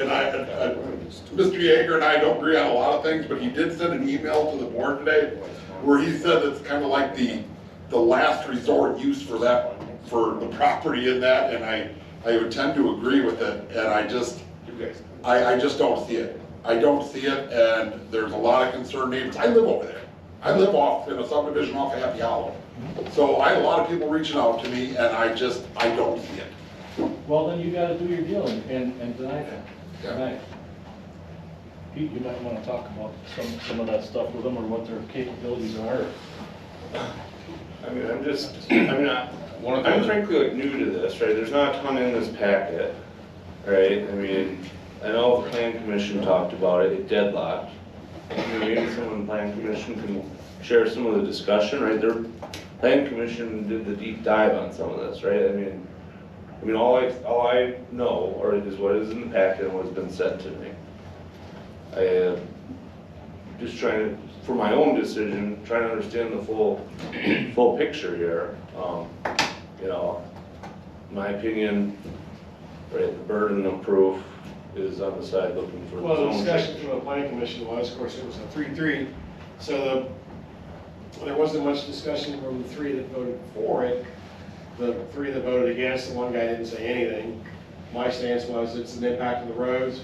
Roads aren't designed for all that extra truck traffic. So that's where I'm saying, Ken was the other vote no. His point of view is the residents that live right there. That's we delayed it by the 45 days because we wanted to be more in depth on what the project was and stuff like that. So, but same thing, we spent more time talking about the project, which is not really part of the rezoning issue. It's the end result, right? What would they do with it at the end, with the conditional use permit, that kind of stuff. So that's where we spent a lot of our time talking about that. Well, we shouldn't have been. We shouldn't, just like tonight, we should have been talking about all this other extraneous stuff. It should have just simply been rezone, yes or no. Well, that's kind of what I did in the first 30 seconds, but. Right. But that's kind of what happened at the planning commission. Does that sound, I mean, do you have anything you want to add? And there was more discussion about the neighbors and the public and the impact on people along Kowalski Road in the whole area. So Probably half a dozen residents there. right. I got one question. If we're worried about the neighbors, why do we have those few residents in industrial on the future land use map? Why are we so concerned with that if we want to change it to industrial? Because that's what your future plan, your map show. The assumption would be is, I guess, that those people would sell their houses to Well, Walgreens. so or they'll whatever. sell them to build something like this, but and that's the problem. You guys have a comprehensive plan that you're supposed to follow, okay? That's these rules right here, right? Them are the rules that you guys follow, and I'm not sure if you guys have looked into this or you've talked to your attorney, but we have 3 of them, 2 out of Madison and one out of Wausau that gave, I don't want to get in a lawsuit with anybody, but there's rules that you guys have to follow, and Pete, I would highly suggest you make them aware of their rights. So then why even come to us? Yeah. Just do it, rezone. Well, yeah, yeah, this kind of pisses me off. I mean, it's Yeah. like Yeah. getting threatened here. I'm not threatening anybody. Sounds like I just heard. I'm not. I guess the problem I have with this is you bought the property a year ago knowing it had these hurdles in front of it. No, it was 2 years ago. Or 2 years ago, whatever it was. But you knew those hurdles existed when you bought the property, you had it, what sounds like a discount. Can't call the question. And you're gonna, Well, there was a statement about buying it because the floodplain changed, but we didn't do the floodplain ordinance. That's Yeah, right. we said a motion, Till this year, right? my motion was, Make a motion? yeah, I did, almost right at the very beginning. No, I didn't write it down. Who was the second? Alex, well, I was gonna, but Yeah, I seconded the motion. Yeah, for the open the discussion. Could you repeat the motion? Yeah, give me 1 sec here. Well, it was a negative one. It's to deny. Yeah, it was to deny the zoning change. Any other discussion? So, just to be clear, a yes on this would be to deny, a no would be to not deny, so, because of the way I worded it. I know there was statements too of the village, if the development was going through for the, you know, it looks like apartment buildings or whatever, if the village contributed the cash, they mentioned 400,000 for the fill, what would the developer think about that long term? Isn't that tip backwards already? How do you get more money out of it? Well, I mean, I'm just saying, like, because that statement was brought up, what is the position of the developer if the village were to, you know, if we got far enough along in the development plan, because the cash flows would be strong enough, what would the developer's position on that, on doing a development be? Well, we would have to have more than 400,000 because then we got more acreage to do. So we would have to add that acreage to it in order to get the proper fill, okay? In order to develop the remaining portion of it, we extended the pond to make it bigger. So now we'd have more developable, which is great, but now you'd have to probably double the 400 to 800,000 in order to fill it. And then you'd have to keep in mind that when you do that, you're gonna have 12,000 truckloads of material coming in. Let's talk about that. Well, it'd be way more than that. And the other thing that we gotta keep in mind is to your point, if we're gonna raise that whole site out, it still has to come from somewhere, right? And that somewhere has to be local. It has to be close. It most likely will be in the village of Kronenwetter, because once you start going beyond that, you can't afford to do that, right? So we talking about filling in the whole thing? Well, I guess, because I'm just trying to, well, yeah, well, because I'm so development part, they mentioned $400,000 of fills, what it would alleviate, right? No, for this plan, for this. that's not even the topic here. I say, this is a zoning thing, we were getting back into the project. But we're worrying about the end result, right? I mean, that's why there's the discussion about approving or not approving the zoning change, right?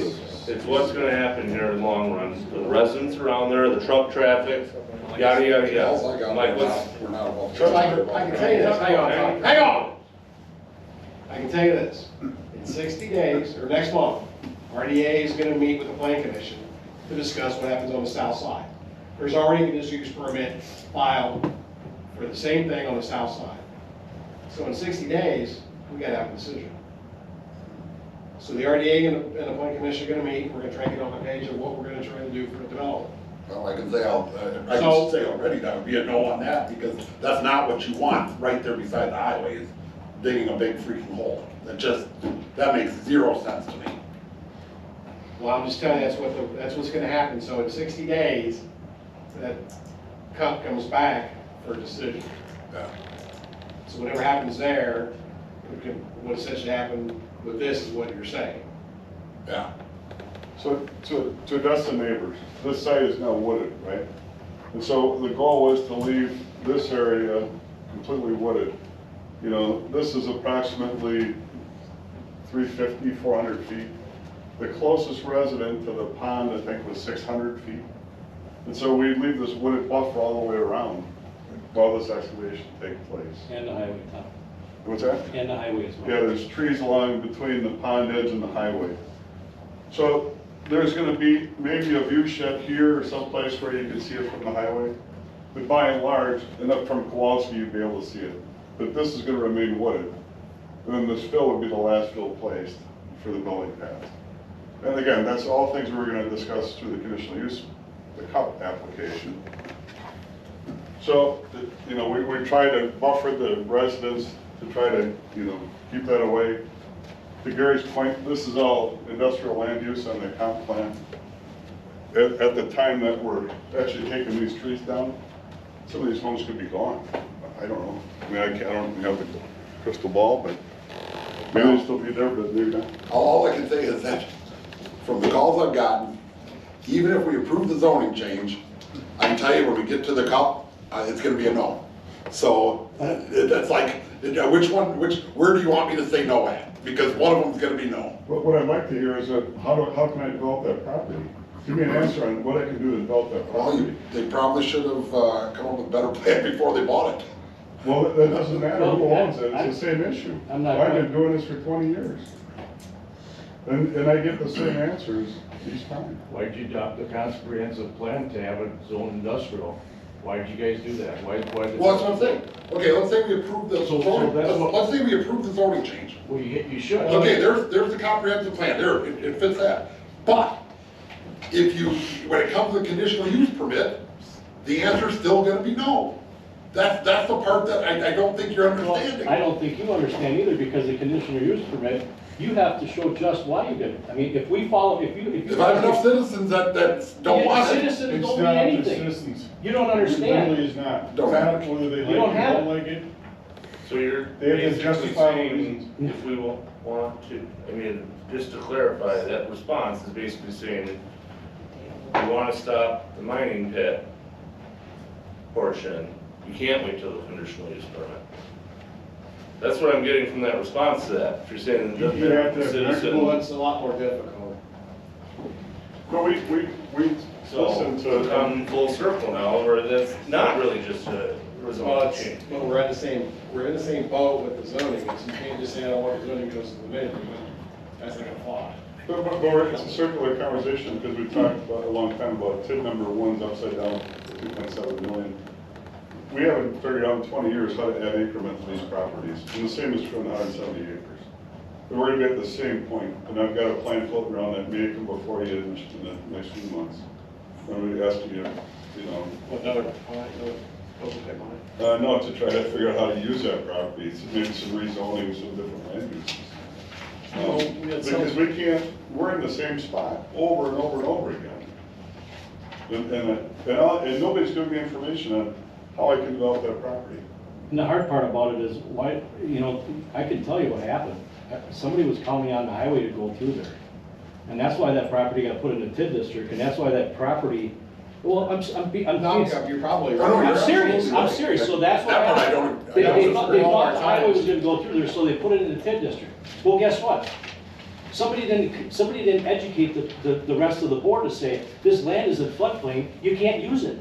I mean, that was the first thing I noticed when I looked at the TIDs, when I got on board, was why is it all floodplain? I agree with that. So we're just trying our best to, whether you think I bought it knowing that or not, it doesn't matter. Just because we can come up with a better widget to build there or figure it out, doesn't mean anything. We're trying to bring tax base. We're not trying to be the evil person, we're trying to bring tax base. This is the furthest I've gotten in 20 years of trying to bring a plan before you guys for approval. Because I got cut off at the knees well before any of this much money was sunk into the plan from potential buyers, because they're like, yeah, we're not gonna deal with that. Too expensive. I'm not gonna deal with that kind of regulatory, or I can't afford floodplain. All right, I'll give them the benefit of the doubt. I would like to restate my motion. Okay? I would like to make a motion to approve the zoning change from, what is it right now, it's B2 to industrial. Yes, that. Okay, so there you go, there's a positive motion. All right, here comes the rest of it. Nope, that's it, that's just, yeah, I didn't want it to start off as a negative, so there's your positive. All right, so a yes means it's approved, a no means it's not approved, there you go. So that's as good as you're gonna get. So you don't get a negative right off the bat. You agree with that, Aaron? Because he was second. No, I was A. Second. All right. Okay, so now the motion is to approve the zoning request as presented. I guess the other thing too, I'm griping on is why does it have to be an industrial change? If the goal is to be a apartment complex, right? You can't, Well, Zoning so allows. your comp plan. I can answer it. It should be staff, or somebody on the board to answer the question. So in industrial zone, you can do a conditional use permit for multifamily housing. So you don't need to rezone it to residential. You can't do that in business park. So even if they, let's just say they didn't want to do it open pit mine, they wanted to put up single or multifamily housing, we still rezone it to industrial, and they could do with a conditional use permit, get the multifamily housing. Because that's an allowable use Okay. in that zone. Because you can't do any other type of zoning to get that in there, that's. You have to go, like the B2 or something, or whatever, R2, multifamily residential. Multifamily residential is allowed in business park and. But that doesn't, to zone it that way doesn't follow the comp plan or the land use plan, that's why you could do it in industrial. Correct. You can't move the material on the property unless it's zoned M2. You can only have a non-metallic mine in M2 or agricultural. So to raise it up to put the pads in, it would still have to be industrial. Okay. Does that answer your question? Yes. Any other discussion? Okay, the motion is to approve. All right, Sarah, let's call a roll. Chris Bowl, Yes. Kelly Coyle, No. Alex Vedvik, No. Aaron Mishka, No. Chris Iden, No. Ken Charneski. No, Craig Mortensen. I'll abstain, I don't have enough facts on this yet. All right, motion failed. 5 to 1 to 1 abstention. Thanks, fellas. Thank you. Thanks for the discussion, everybody. All right, moving on to item number M, acceptance of the village clerk resignation. Thank you. Item number N, recommendations by Kowalski Interchange Ad hoc Committee. Take it away, Ken. oh, well, I guess Guy explained most of that. Yeah.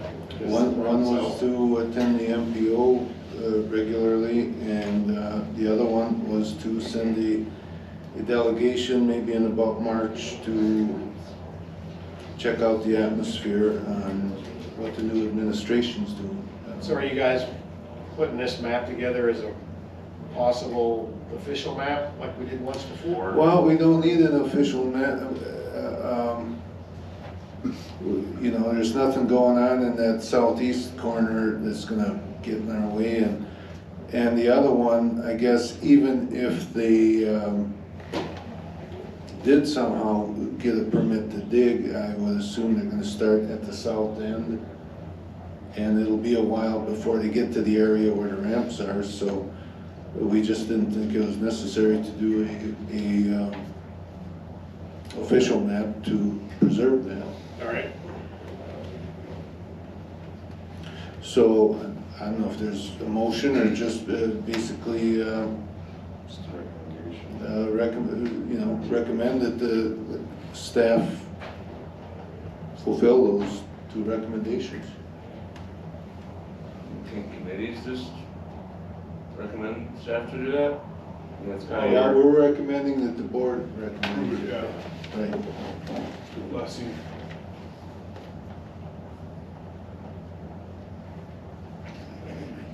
And I don't know if you want a motion on that or what? Or just let it go We can or? recommend staff, I mean, staff already is attending the MPO. Okay. Yep. Then I've been calling in on the elected official one. So Okay. I think we're doing that pretty good. All right, and we're gonna move on to item O. For some reason, it didn't print on the agenda, but it's renewal of police officer health insurance, United Healthcare. Nope, not on the agenda, sorry. Did this go to APC? Yes, they approved it. And I assume, in hindsight, the other stuff went to APC too? Yeah, APC approved it. I don't understand. I gotta get up. What page 80 and 81 is. So 80 and 81 are that is the actual plan. If you put them side by side, it's actually one big page, but the way it prints out is two separate. So the one with the blue arrow is the plan that we subscribe to? Yes, that's. And then if you bring that blue bar across down on the second page, that's just part of the plan description. Not a whole lot of difference there, huh?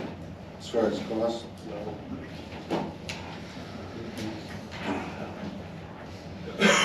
What's your pleasure? Well, if they got fluoride in the water, they don't need it now. That's if they brush your teeth before they go home. I make a motion to approve the contract with the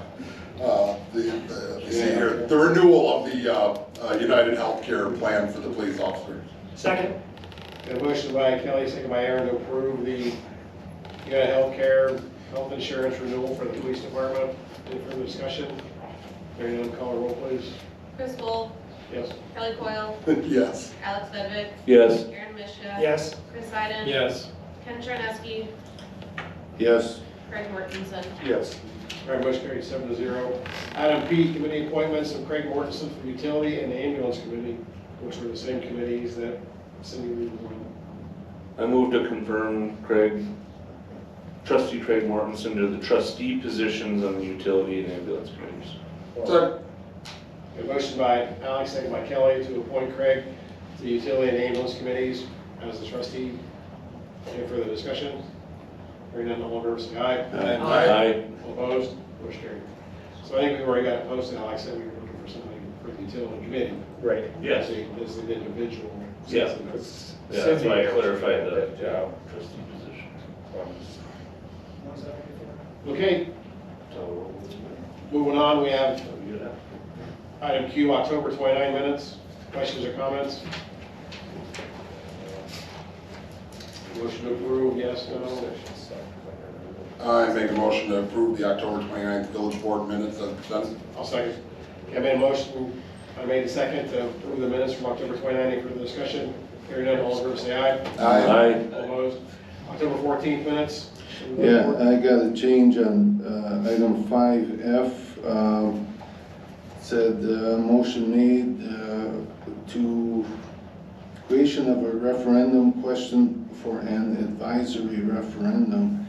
I think we should add a possible advisory referendum, because remember you made it clear that we're not approving the referendum yet, just the question.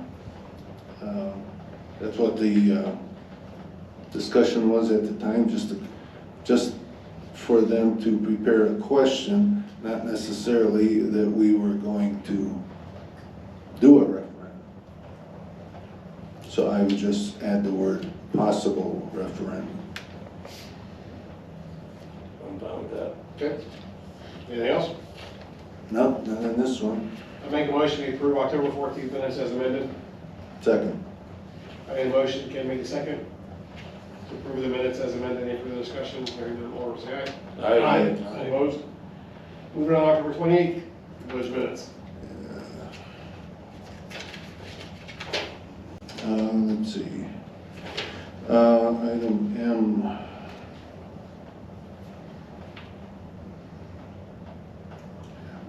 Consideration change, move to cancel. Oh, I don't know. I thought there was something wrong with that. I guess it's okay. Oh, it's cancel the December 23rd meeting? That's, yeah, that's the October 28th. Okay, well, I'm okay with the October 28th. All right. Move to approve the October 28th. Second. Minutes. Got a motion by Alex and by Aaron to approve the minutes of October 20th as presented for discussion. Hearing none, all in favor, say aye. Aye. All opposed? Motion carried. November 4th minutes. Yeah, that budget number 10, that was specifically for legal line items. here it makes it sound like it's just some kind of general thing, so, What number was that again? that's November 4th, item 2, budget amendment number 10.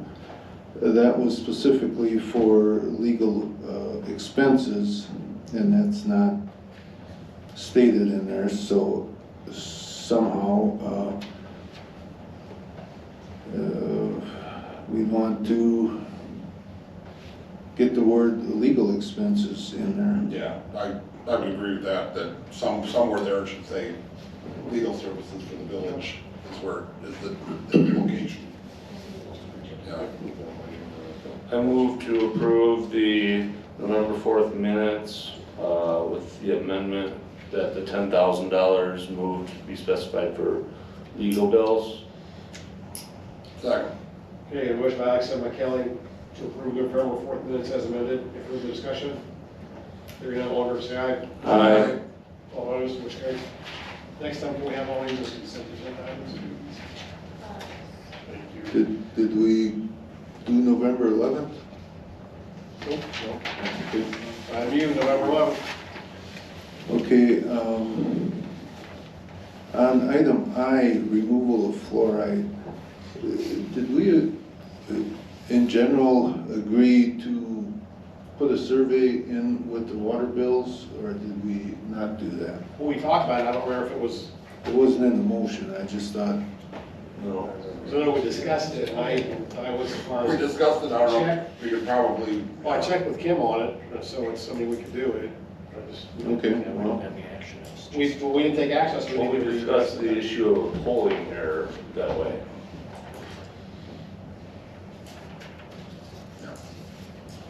So it's up to you, I mean, I know we didn't take actual Yeah. action on it, but. It's kind of like, you know, how polling, I mean, I'm not gonna go into all the details with it, but how they call landline phones. Are you getting a true polling estimate? If you're mailing it in everyone's mail, right, are they filling it out, sending it back? How else would you poll the water users? Right, I mean, I think it's tough to poll the water users. Because you can't do this referendum because the Right. wards aren't split up that way. Right. You have to include something with the water bill. Maybe some, Standard return. anyway, that's outside.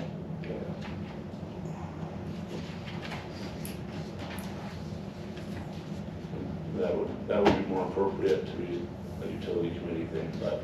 Is there a motion? I move to approve the minutes from November 11th, 2024. Second. Okay, Alex made a motion, I made a second to approve November 11th minutes as presented. Any further discussion? Hearing none, all in favor say aye. Aye. Opposed, motion carried. Thank you. Moving on, we've already did B. On 10, previous meeting minutes from committees and commissions. Ambulance subcommittee meeting from October 23rd. Questions or comments? Thank you for your minutes. Item X, November 14th, 2024, Quasico Interchange Ad hoc Committee minutes. Questions, comments? Thank you. Item 11, APC minutes from October 17th. Questions or comments? Thank you. Item number 10, consideration motion to convene a closed session for Central West at 9.1C for consideration of employment, promotion, compensation, or performance evaluation data of any public, whoever was the government lines jurisdiction or responsibility to a general office union contract, by work contract, and or union contract. Is there a motion to convene? I'll make a motion to convene in closed session. Second. Motion by Chris, second by Austin, convene in closed session. Any further discussion? Hearing none, call roll please. Chris Cole. Yes. Kelly Coyle. Yeah. Alex Bender. Yes. Aaron Mitchell. Yes. Chris Evans. Yes. Ken Chesky. Yes. Greg Morrison. Yes. Mr. Chair, closed session, we're 5 minutes. Call roll please. Chris Cole. Yes. Kelly Coyle. Abstain. Oh, wait. Alex Bender. Yes. Aaron Mitchell. Yes. Chris Evans. Yes. And Chesky. Yes. Greg Morrison. Yes. All right, motion carried 6-1 abstention. Item number 14, consideration of items for next agendas. I was wondering if we should change our hiring policy, include with, you know, before you interview people, have them do one of these online personality evaluations, get some kind of feel for their personality before we even interview them. That's just an idea. I don't know if you want to pass it off to Clip or something, or APC, that would be, I guess we'd have them take a look at it. yeah, I talked to Sean, he said companies do that all the time. I think we talked about that once, not to get too far off, I think we did talk about that, I just don't remember who it was. Okay, it just, it might be helpful. Anything else? All right, hearing none, we're gonna move on to item number 15. I'll make a motion to adjourn. Sorry. Who was second? I made a motion, Chris made a second to adjourn. Any further discussion? Hearing none, all over, say aye. Aye. All opposed? Motion carried. Thanks, everyone. Have a good